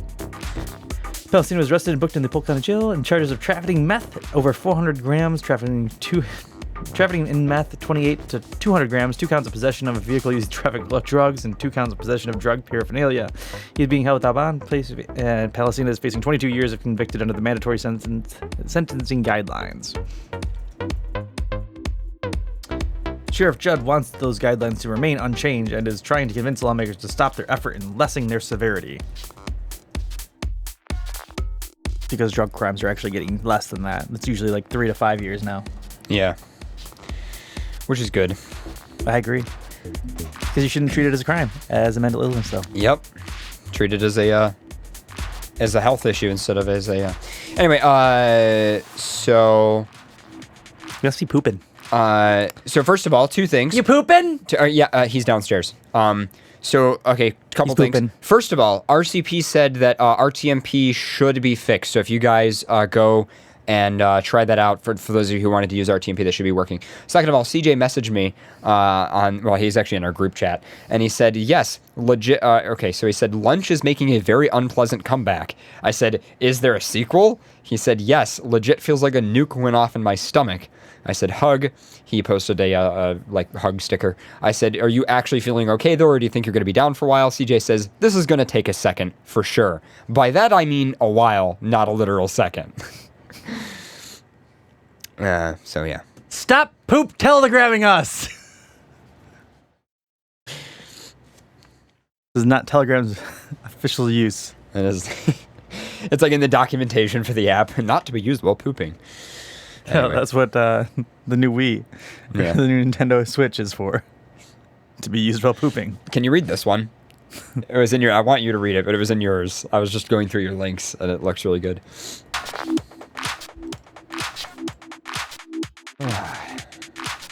I want drug art. Drug art. Yo, man, you can get high off this art. Sniff this painting. Yeah. Wow. Take a lick.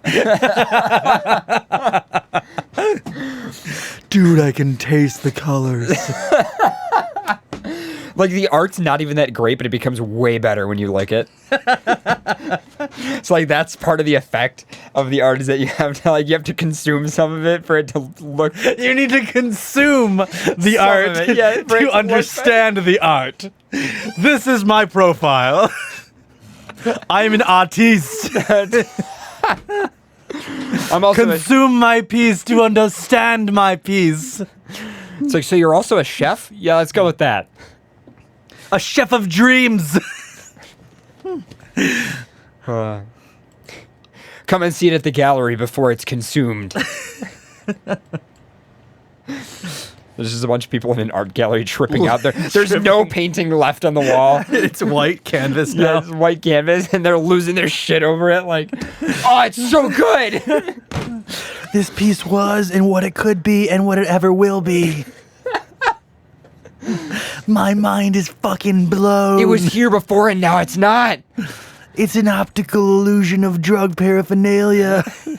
Like when you smoke it, it disappears. This art is a reflection of that I face every time.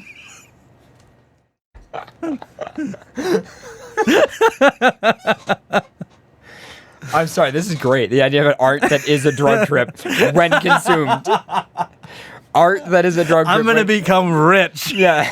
Like, empty museums full of people staring at art. Licking art everywhere. But then the lick patterns would then conform the art into a new piece of art. So Right. once all the drugs So are the more licked, you enjoy it, the more it changes. yes. Yeah. And you It's come back for more. It's like a dynamic painting of that. A dynamic lick painting. That is reinterpreted every time Every it lick. is observed. Every lick. How many licks does it take to get to the center of this art? The world will never licks, know. How many licks does it take to enjoy art? The answer is one. Wow.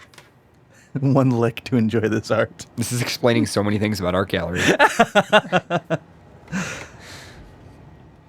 Now, And like a lot of those old paints that they use probably would make you I think high. it's probably lead. It's probably the lead in the paint. This makes so much sense. Someone goes and licks the Mona Lisa. They get like really high. I thought it was like lick and stick. Now I really want to make art that's drugs. Drug art. But the only way you can understand the art is if you do the drugs. Right, so it's not actually very good art. Because Well, you it have is to good be- art once you take the drugs. Right, exactly. But you have to enjoy the painting first by licking it. Yeah. It's a complex circle of life network of art. Somebody's chat says the poem of ecstasy. Wow. LS me.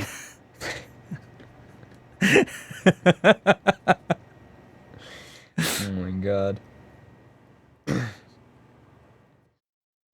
PCP landscape. I was trying to think of artist names and then changing them to drug usage. But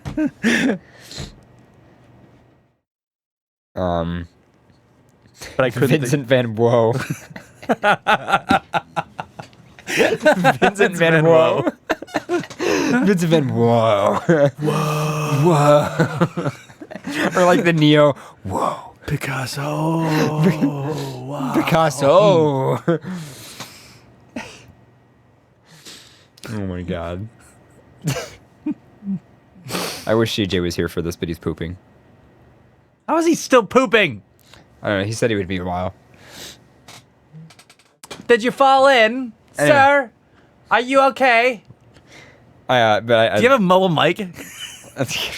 Wait a minute. Do I? Hold on. How far is this mic? He has his phone, right? Hold on. I'm gonna have him call in.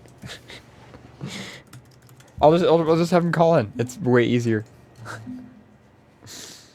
This is the most awkward thing we've ever done on the show. I know. Couldn't you just call him via Telegram, or is that stopped? I could, but I don't have Telegram on this machine. I could install it really fast.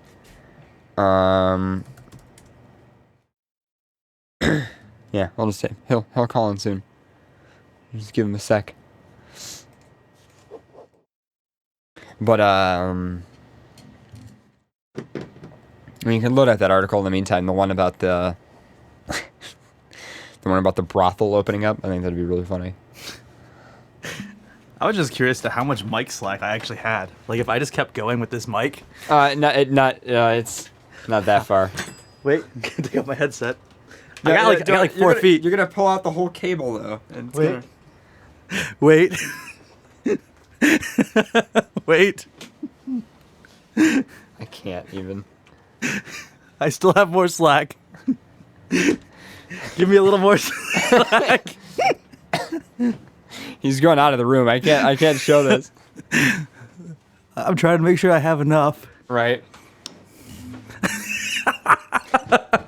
You're just in the hallway right now. I'm going down the stairs. Hey, CJ. Oh, he's calling in. Oh. You have your headphones off. I know I have my headphones Yeah. off. All right. So I have CJ on the line. What's up, CJ? Hey guys, I'm broadcasting live from Paradox's downstairs bathroom. Right. Yeah. So what's up? So how's it going in there? I mean, you feeling okay? I mean, pretty good. I'm feeling all right. Just my stomach decided that it was just gonna like evacuate just everything, so that's pretty cool. Right. So that's what if I had like 10 more feet, I'd be at the bathroom. Right. Pharaoh, come back here. Put your headphones on. We're talking to CJ. Okay. So I'm admiring your bathroom. Yeah. Yeah, it's pretty nice in here. You got some butterfly wallpaper. Pharaoh, do not walk I up the stairs. I just saw your brother on the stairs. Right. Oh. He's like, what the fuck is going on? So I'll be back in a bit. I mean, so these mics are actually kind of mobile. Yeah. Do you have any questions for CJ, Mr. Pharaoh? Yeah. Well, you got me on the line. Yeah. Well, we got him on the line. Yeah. What are your questions for him? Oh, I mean, if I can go back in the hallway, I would just ask you to open up the door for a second because then you could see me sitting. He's not in the hallway. He's downstairs. I know he's in the stairs. Oh, I see. Oh, really? So you could like see him and everything? Yeah. Here. I'm not gonna open up the door. How'd my traveling mic work? Very, very well. Oh, okay, good. Bathrooms. Yeah. So CJ, do you want to turn on video? Absolutely not. Although I did think about it for a second. Can you wipe and get back up here? Like we're doing a show. Yeah, as soon as like my stomach is like not trying to kill me. Do you want some Tums? Do you want some like Pepto-Bismol? Do you want some pink Pepto-Bismol? Is your pink concentration off? No, I don't. No, I'm not okay with eating pink things. That's probably why. Never mind. All right, we'll talk to you later, CJ. Okay. Enjoy your poop. Thanks. It's going pretty well, and it's You're like a bad dog that like can't hold his bowels, like an old dog. Like, oh, I need to go out now. I can't hold it. I'm like an old dog who had beer, chicken wings, and mac and cheese for lunch, and they're all just not agreeing with each other. It's just not a good combination. Why would you eat that before a show?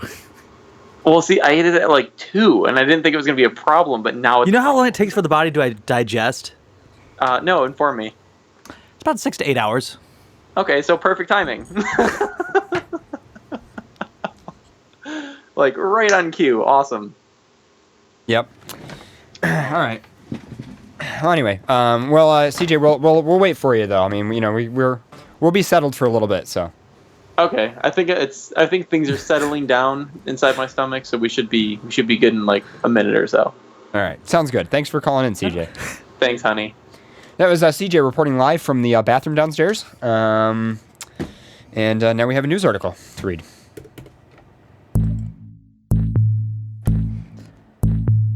A brothel may be opening up soon in the UK. But there's something special about it.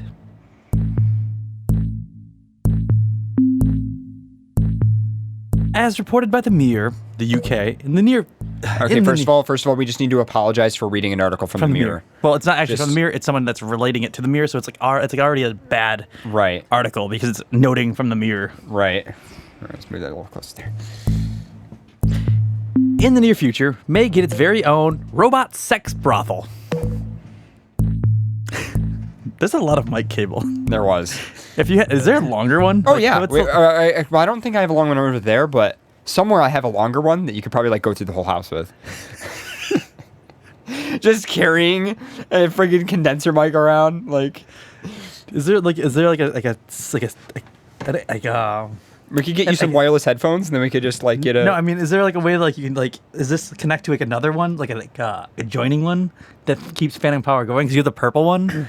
Yeah, I just want to wait downstairs. Oh yeah, we could conjoin the cables actually. I don't have any way to get wireless video down there though, unless we filmed it after the show. Maybe if CJ's still in the bathroom after the show, maybe we'll do that. We'll like do a live interview, and we'll interview him while he's pooping. I just want to walk through your house with the mic. I had so much fun walking down the stairs with the microphone. In the new house, I felt like I was free. I just imagine in the new house we'll have like little mic jack hookups like all over the house, so you could just plug in and report, like reporting live from the kitchen. Can we do that? We could. You can run XLR like 100 meters, I think. Anyhow, UK is making its own robot sex brothel. I mean, technically it's not prostitution. Yeah, it isn't. Wouldn't it be like a sex shop? Kind of? Or like a strip club?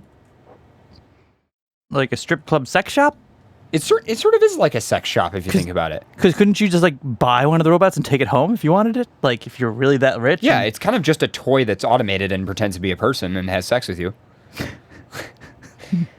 It's like if Bad Dragon like toys gain like maybe if they're like a intelligence. frequent customer, like the robot recognizes you. I don't know why, but I'm just imagining like Bad Dragon toys with animatronics, and all it is like you have a bunch of horse dicks on a shelf, and they're just like waving all around.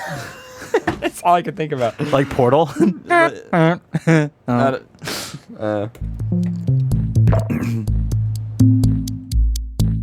not even angry.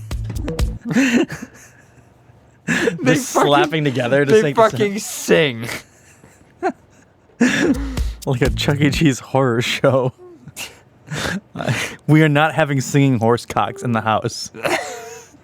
I will burn them. I will purposely buy that flamethrower and burn any singing horse cock you bring into the house. I can't. Singing horse cocks are banned. I can't. Period. Stop saying those words.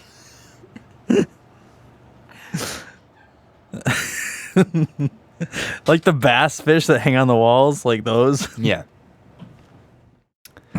Oh, hey. I made it back. You did? You made it back, yeah. You know, like when like a dog goes poop and they get really excited? Yeah. That's how I feel right now. Oh my god, I think my stomach just tried to kill me. Like, I wouldn't go in that bathroom for like a couple years if I were you. Like, you know how like when some place gets nuked, you can't go there for like 3,000 years? There's like a half-life? That's your downstairs bathroom right now. Okay, I'm so sorry about that. So anyway, we were... Lord said you should probably get you a Switch so you can play while you're in the bathroom. Yeah. Also, we're reading about sex robot shops in the UK. Oh, okay. Yeah. Sounds good. Great. But he was talking about like... I was talking about Bad Dragon dildos with animatronics, and then he related it to like the portal turrets. So like you have a bunch of Bad Dragon dildos that are like singing, and then he said that singing horse cocks are banned from our house. So just to catch you up on what's going on. I feel like I would have been better out left out. Because like the urethra would be the mouth, and like I just couldn't handle. No, the mental image. God. The mental image is no. No. I don't want to imagine like somebody. Now I'm like the fish on the walls that would like turn and like sing. God. Would be like a horse cock. I'm imagining like somebody like sitting on this thing and it's like singing into their butthole.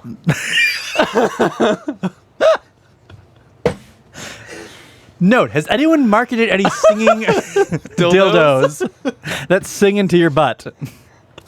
Has this been done yet? No, I love this song in my because ass. we have another patent pending here. God damn it! Fuck you guys. Really? I'm everywhere. I'm watching you. You never locked your computer, so I set Pharaoh as your wallpaper. I had to go. I took your didn't. computer. Yeah. Well, now. Oh fuck!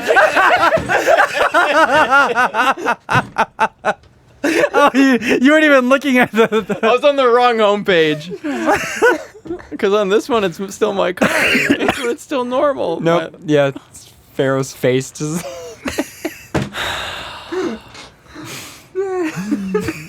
Suddenly, I gotta go to the bathroom again. Lock your computer this time. Oh, god damn it. And you know what? I thought about that too, as I'm like, shit, I have my phone. I'm like, but I don't have my computer. I'm like, I guarantee you they're gonna do something. And I was like, well, things seem normal, so maybe they didn't. Damn it.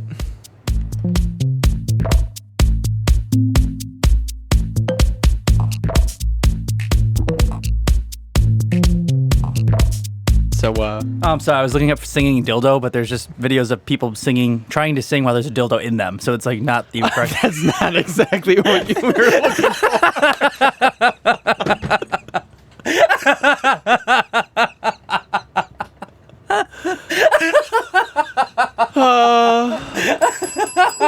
That is like, it's like somehow the opposite.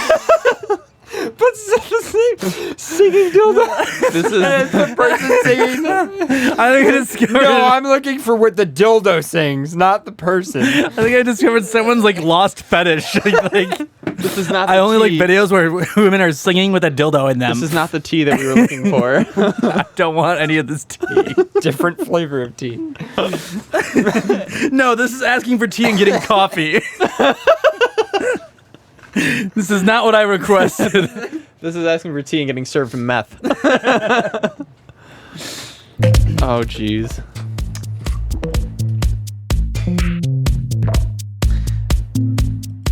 Like, there's an article that says singing while sitting on a dildo is really difficult. Don't panic.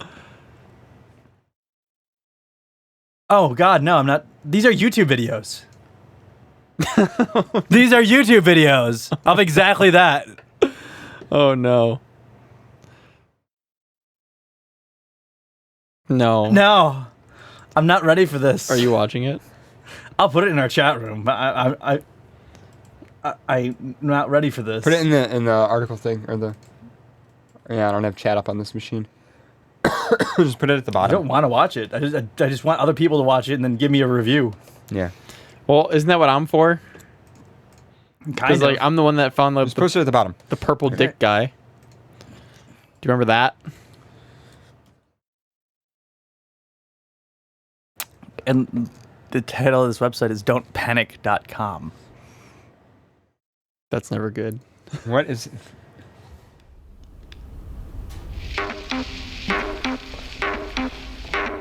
Can we not watch this? I'm not ready for this. I don't want to watch I don't know this. if I'm ready for this. All I really wanna know is if you ever gonna show. It's actually kind of cool. Now we're moving too slow.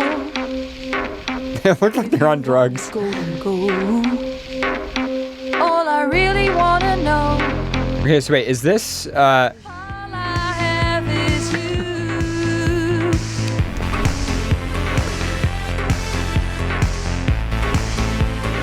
Moving on. Yep, This is awkward. That exists. Yeah. So this is what you found when you found singing dildo. Yeah. Not exactly what we were hoping for. I was No. looking for a dildo that's singing to your ass, but you know, And I would think that that would come up first. I don't think anyone's invented that yet.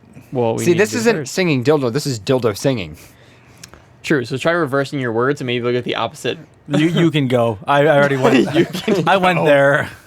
No, I've had enough internet for today. I think I'm just gonna give up. I'm not gonna. You had an Article 3. This is me arguing with him on Twitter when he was like pronouncing Spanish wrong. Yeah, I did that on purpose. The adjectives always come after the noun. I know. How do you not understand? Did you not understand the joke, or do you just? No, I do not understand the joke. Because if you put in your phrase in Google, it'll still translate out to good dog. But also, you use the wrong good. You use good as a commodity, and it bothered me a lot. I know. Okay, because it bothered me a lot, and I wasn't sure if you were joking or not. I thought you actually just put it in to Google, and that is a good dog, like a dog that was a form of a good. Not a good. When we dog. said that you were a good dog in Yeah. Spanish, I purposely did it wrong. It's supposed to be dog good, right? Well, he did two things wrong. It's supposed to be perro bien, which is good dog. Yeah. Bien, B-I-E-N. He used bien like B-E-U-N or something like that. Buen, yeah. Buen. Oh, okay. Which is Almost like bueno. Like this is a good, a commodity. That's a good, a goods.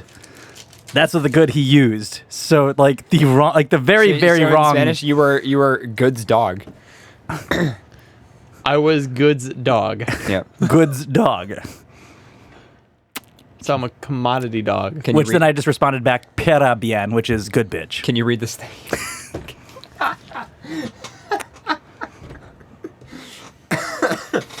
Because the female version of dog is a bitch. Yeah, it's actually I got not you. used as a female version of dog. I got It's actually you. used as a swear word in Spanish. So pera bien means Yeah. good bitch. Okay. Yeah, we Thanks, get Pharaoh. it. We get Thanks. Welcome. Yep. Just giving you a lesson today on Spanish. Awesome. How to Read speak the Spanish. article. How to speak Spanish. Read the with article. Pharaoh. Arfo. Arfo. Well, you could say if you Oh, add the te or may at the end of a word, it actually Arfte. becomes like yourself Arfete. or myself. So chupate is suck yourself. Okay. And chupa me is suck myself. Can you read the article? Spanish. And the only reason why I know that is that when I was in Spain, there was a porno vendor and on the street, and there was a guy sucking himself off, and on the front cover, and that was chupate, suck yourself. My Spanish teacher taught me that. Moving on.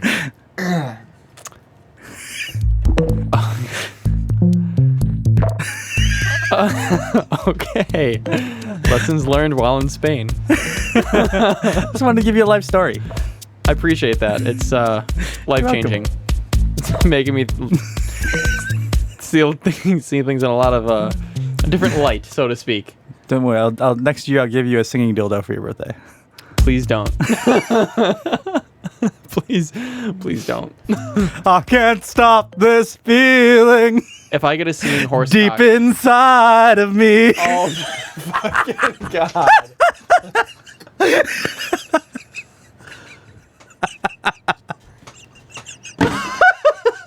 Hate you. And it's funny because most songs are about sex. Most lyrics are about sex. So it's just taking it to the next level, really, where the lyrics are inside you. Girl, you just don't realize what you do to me. I hate you. Now try to picture every song sang in the form of a dildo. Because the results are great. Ooga chaka, ooga, ooga. So I'm just thinking of Someday Love Will Find You. And it's a dildo because you don't have anybody that loves. You're using a dildo. And your dildo is singing, someday love will find you. Break those chains that bind you. That'd be great if you're like BDSM. Anyway, dude, I'm just thinking more songs now. Stop. Oh. Damn it. I can't stop thinking of songs. Ooga chaka, ooga, ooga. Okay. I'm upset. I need a moment. Okay.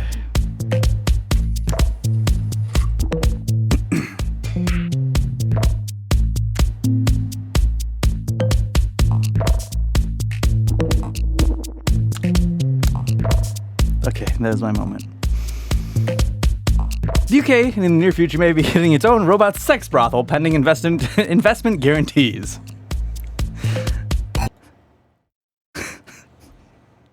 This follows on the founding company Lumi Dolls opening its very first naughty robot residence in Barcelona just February before What is it love, suddenly... baby, don't hurt me.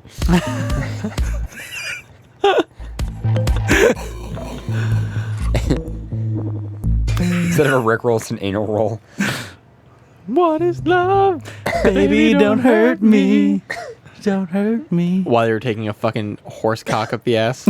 No more. So it's more like, what is love? Baby, don't hurt me. No, I mean, there's probably powerful enough speakers that it would actually just have one on like radiate through your stomach. So first you could just be walking around with internal speakers. That doesn't sound appealing at all. It's like those fursuiters at cons that have music playing. It's just coming from their, like... You hear one that's like muffled, you're like, where's that music coming from? And you're like, oh, it's my Bluetooth hello? dildo. Is it me you're looking for? It's me. Hello? It's me. Barracuda. And I would walk 100 miles. I would walk 500 more.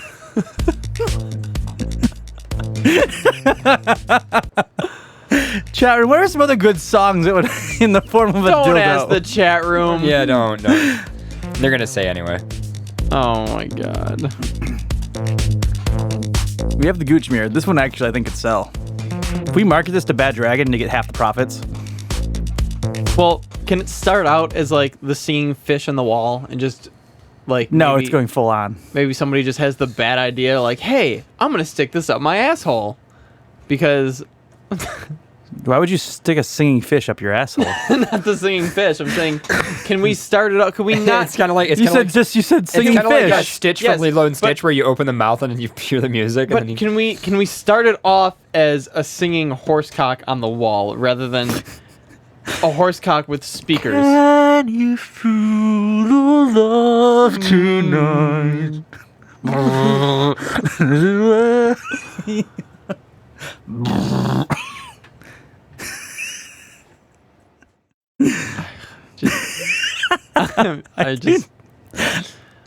I can't even read this article because it's all that's going through my mind right now is songs that should be playing through dildos. It's bothering me. I'm ready. Oh. Life in the fast lane. Everything. All the time. Dude, listening to like EDM music would be really intense. There's like a lot of bass. We have like mini subwoofers in there too. Yeah, I'd imagine that's the idea. Work it, make it, do it, makes us harder, better, faster, stronger. Stop. Beat it. No one wants to be defeated. Oh my god. That's like when you get down to the knot. That's what starts playing. Starting with the man in the mirror. That'd be great. Just sitting on Michael Jackson, shoving. This is literally. It's close to midnight. Stop while you're ahead. I know what you're gonna say. Stop. This Something's is evil shitting on lurking music.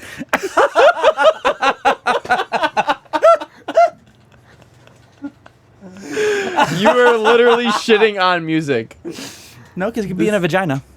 Well, if it's Bad Dragon and furries, 80% of something tells me it's gonna be.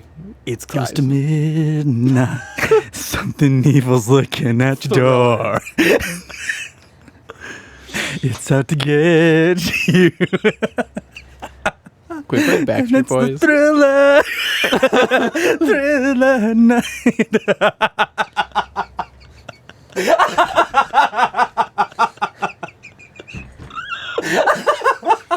Guys are just. Reminder: we're not on drugs. Yeah, we are not on drugs. But if I get into painting, it will be. Oh, you missed that conversation. You could have the Rip Pants song from SpongeBob. Baby got back. Your butt is so I like big butts and I cannot lie. You are the most can't deny.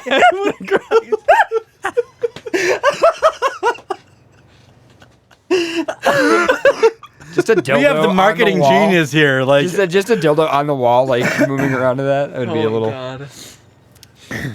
But I feel like we should not market it as a dildo with speakers. It's got to be a singing dildo on the wall, and then somebody just happens to be like, "Hey, I'm gonna sit on that." Yeah. And then can it be both? Why not both? Why does your wall mouth smell like shit?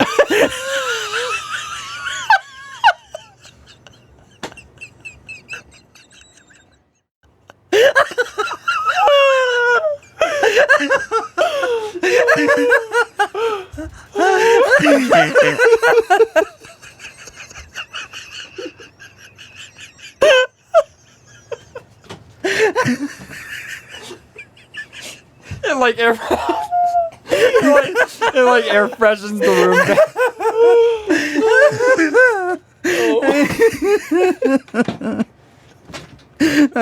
Guys, I'm going home. I want to cry.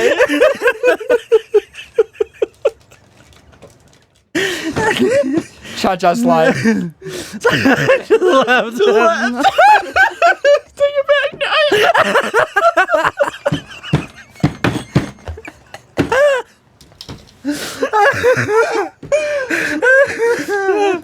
5 hops. Now breathe. Oh fuck. Oh my god. Oh no. bad because we actually made a good idea. Brown-eyed girl.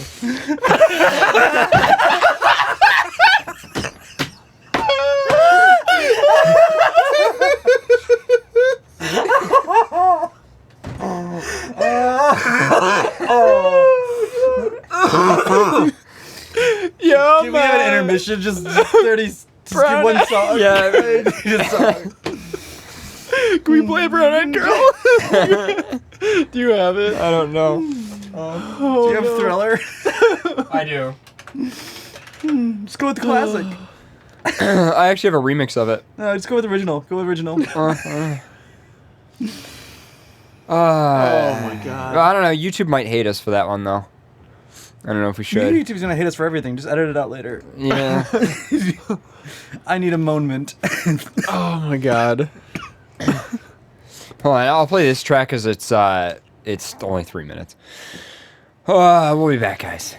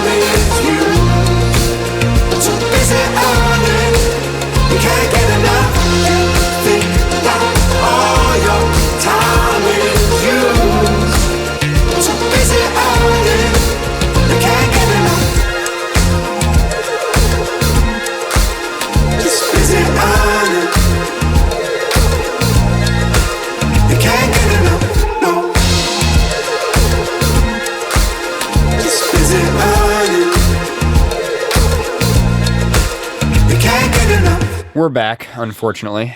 Are we though? Are we really back? Yeah. God. What the fuck was that? Electric Avenue. Do we even want to read this article? Sex between two consulting adults is marvelously fun and calorie-consuming activity that all should be able to enjoy. People are also very idiocentric in that each individual has their own sexual preferences, fantasies, and escapades. Putting that aside for a moment, you wouldn't be blamed for thinking about copulating with a robot, especially one that is definitely in the uncanny valley range, is a little really, well, unorthodox. We don't really know about you, but we've not yet embraced this Westworld-esque form of friskiness, so we went into the company's official website to try and find out how it works. All our dolls, like all women, have oral cavities, vaginal and anal, the website proudly boasts.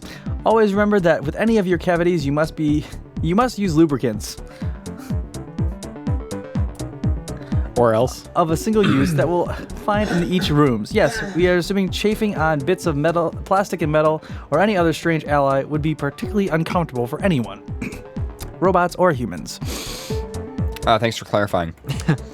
But what about the after-sex sanitation methods? Don't worry, the company says we've got you covered.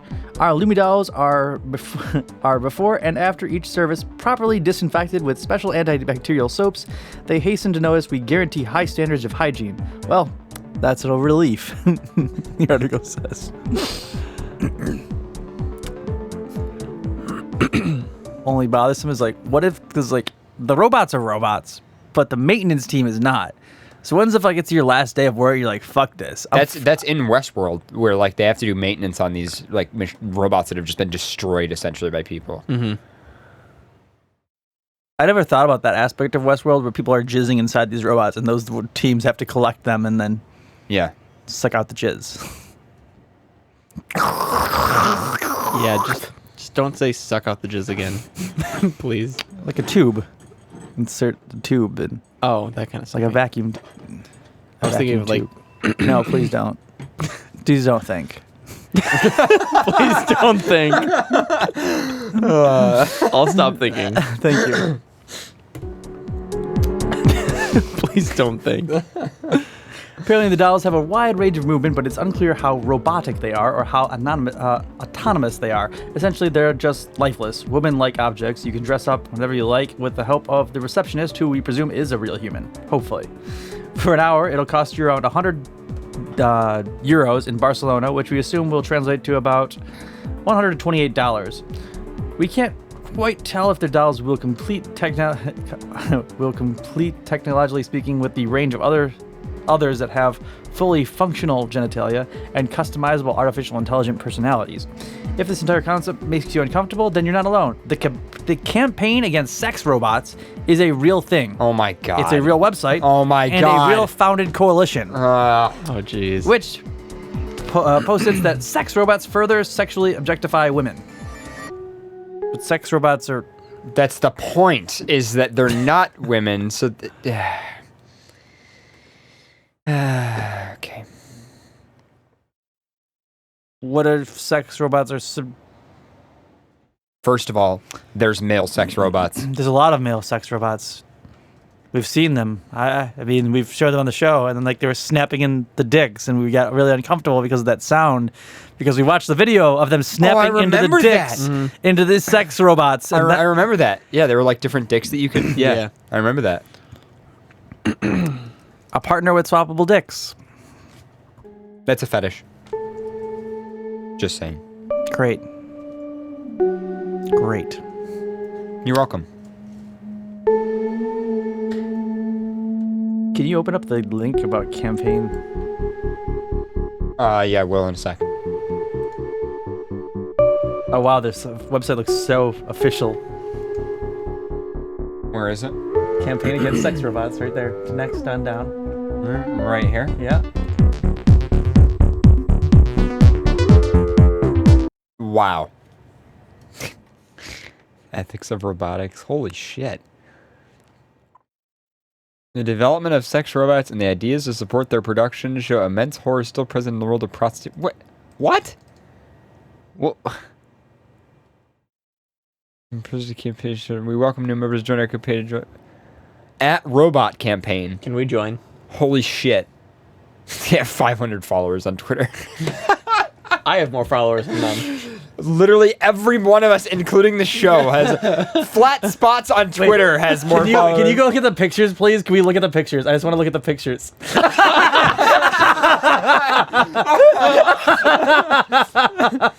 What the fuck?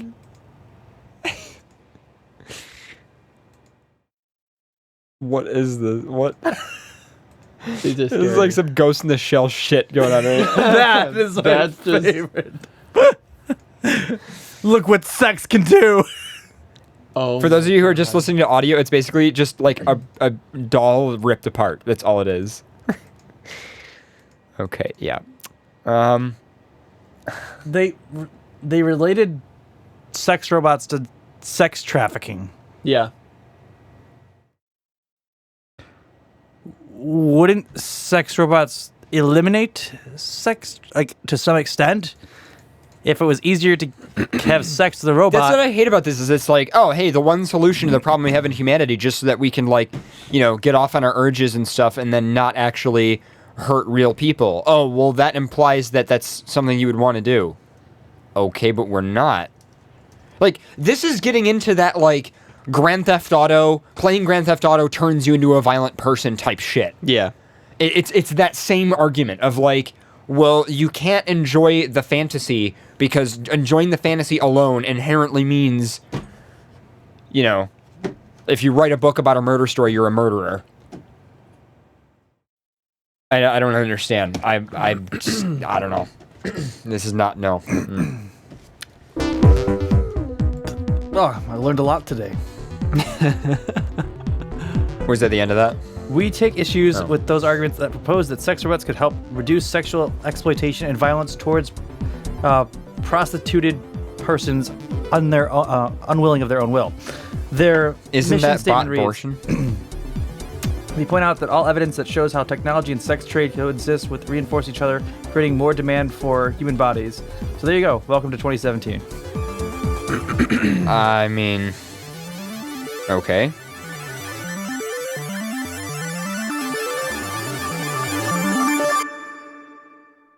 Humans grow old, so I mean, if you're into like sex trafficking, you have to keep on buying. The robot, you buy once. Got to keep upgrading it. And that's it. I love that picture. the naked sex robot. Yeah. That's so good. Can that be like the image of this? Like, can that image be put into the show? Like somehow? Yeah, we'll link it. I'll put it. Can you bring that image up one more time just to have it? I think I have it still. Or no, it was in Twitter. It's on the Twitter. It was on the Twitter. Yeah, that's right. I just want to just ogle at that picture just one last time. It just looks so depressed. Yeah. I feel like this speaks a lot. I don't know what this is, like art. This is like beautiful art. Yeah. Yo, she's got those thick thighs though. Thick thighs save lives. Thick. THICC. Yeah.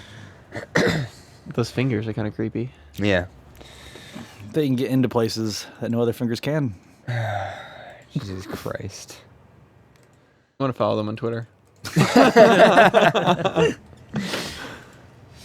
The Twitter handle is... just follow with an AD Twitter, you just constantly post your pictures having sex with robots. The Twitter handle, by the way, is @RobotCampaign. Oh no, we've just told 150 people that. Yeah, they're just going to gain a ton of followers, all of which are like sex robot positive people. Oh no. Sorry, not sorry. I'll be interested. I don't really have much interest in a sex robot, I don't think. Yeah. It's just not something I'm interested in. But I'd rather have sex with like a real, yeah. I don't know. Do you guys want to call it a night? I think we're good. We're at almost 2.5 hours, so. It is 11. It is 11. Yeah. It is almost 11, so. Did you know that McDonald's invented Fryorks? Forks. Forks. I was reading about that. There's a video. It upsets me. A lot? Not a lot, but it upsets me. It's like, I don't want to talk about that. Is it like stale French fries? Because how would you... No, they're... I don't get it. I don't get it. Anthony Sullivan, the person that does like Billy Mays. Anthony Sullivan is... Kaiwana says, what if they put a fursuit over the sex robot? I mean, no, still, I think. Because, like, you could. That'd be weird. No, that'd be weird. Well, because the thing is, like, and again, I make this argument all the time. Fursuits are just an art form that is expressing the next best thing we have because we can't transform into anthros. If we lived in a world where you could just transform into an anthro, no one would wear a fucking fursuit. Mm-hmm. And the idea that, like, oh, the fursuit itself being specifically a suit that is a furry thing that you wear, I don't think that's what's attractive to anybody. What's attractive is the character and the design and the stuff like that. Yeah. So if you put a robot in it, I don't know. I mean, yeah. I don't know. Moving on. I've been your host, Paradox the Red Wolf. Oh, we're ending? Yeah, we're ending. Can I talk more about drugs? About pigeon that made a nest out of syringes? No. No. Okay. No. Okay. Oh, okay. I'm not going to argue tonight because I think I've had enough. I think we've had, yeah, that's it, yeah. And we'll do a post show. Let's end on a high note. Yeah. Yeah, exactly. Deep inside of me. I've been your host, Paradox the Red Wolf. You're my brown-eyed girl. I've been your upset stomach husky thing, CJ. And I've been your blue fox host that has an imagination that is untamable. And there's probably not a show next week. Probably not a show next week because we're going to be at Howl in Toronto. But we have a patent pending for a new item. Yeah, we do. So don't steal it. Or do. We'll buy it from you.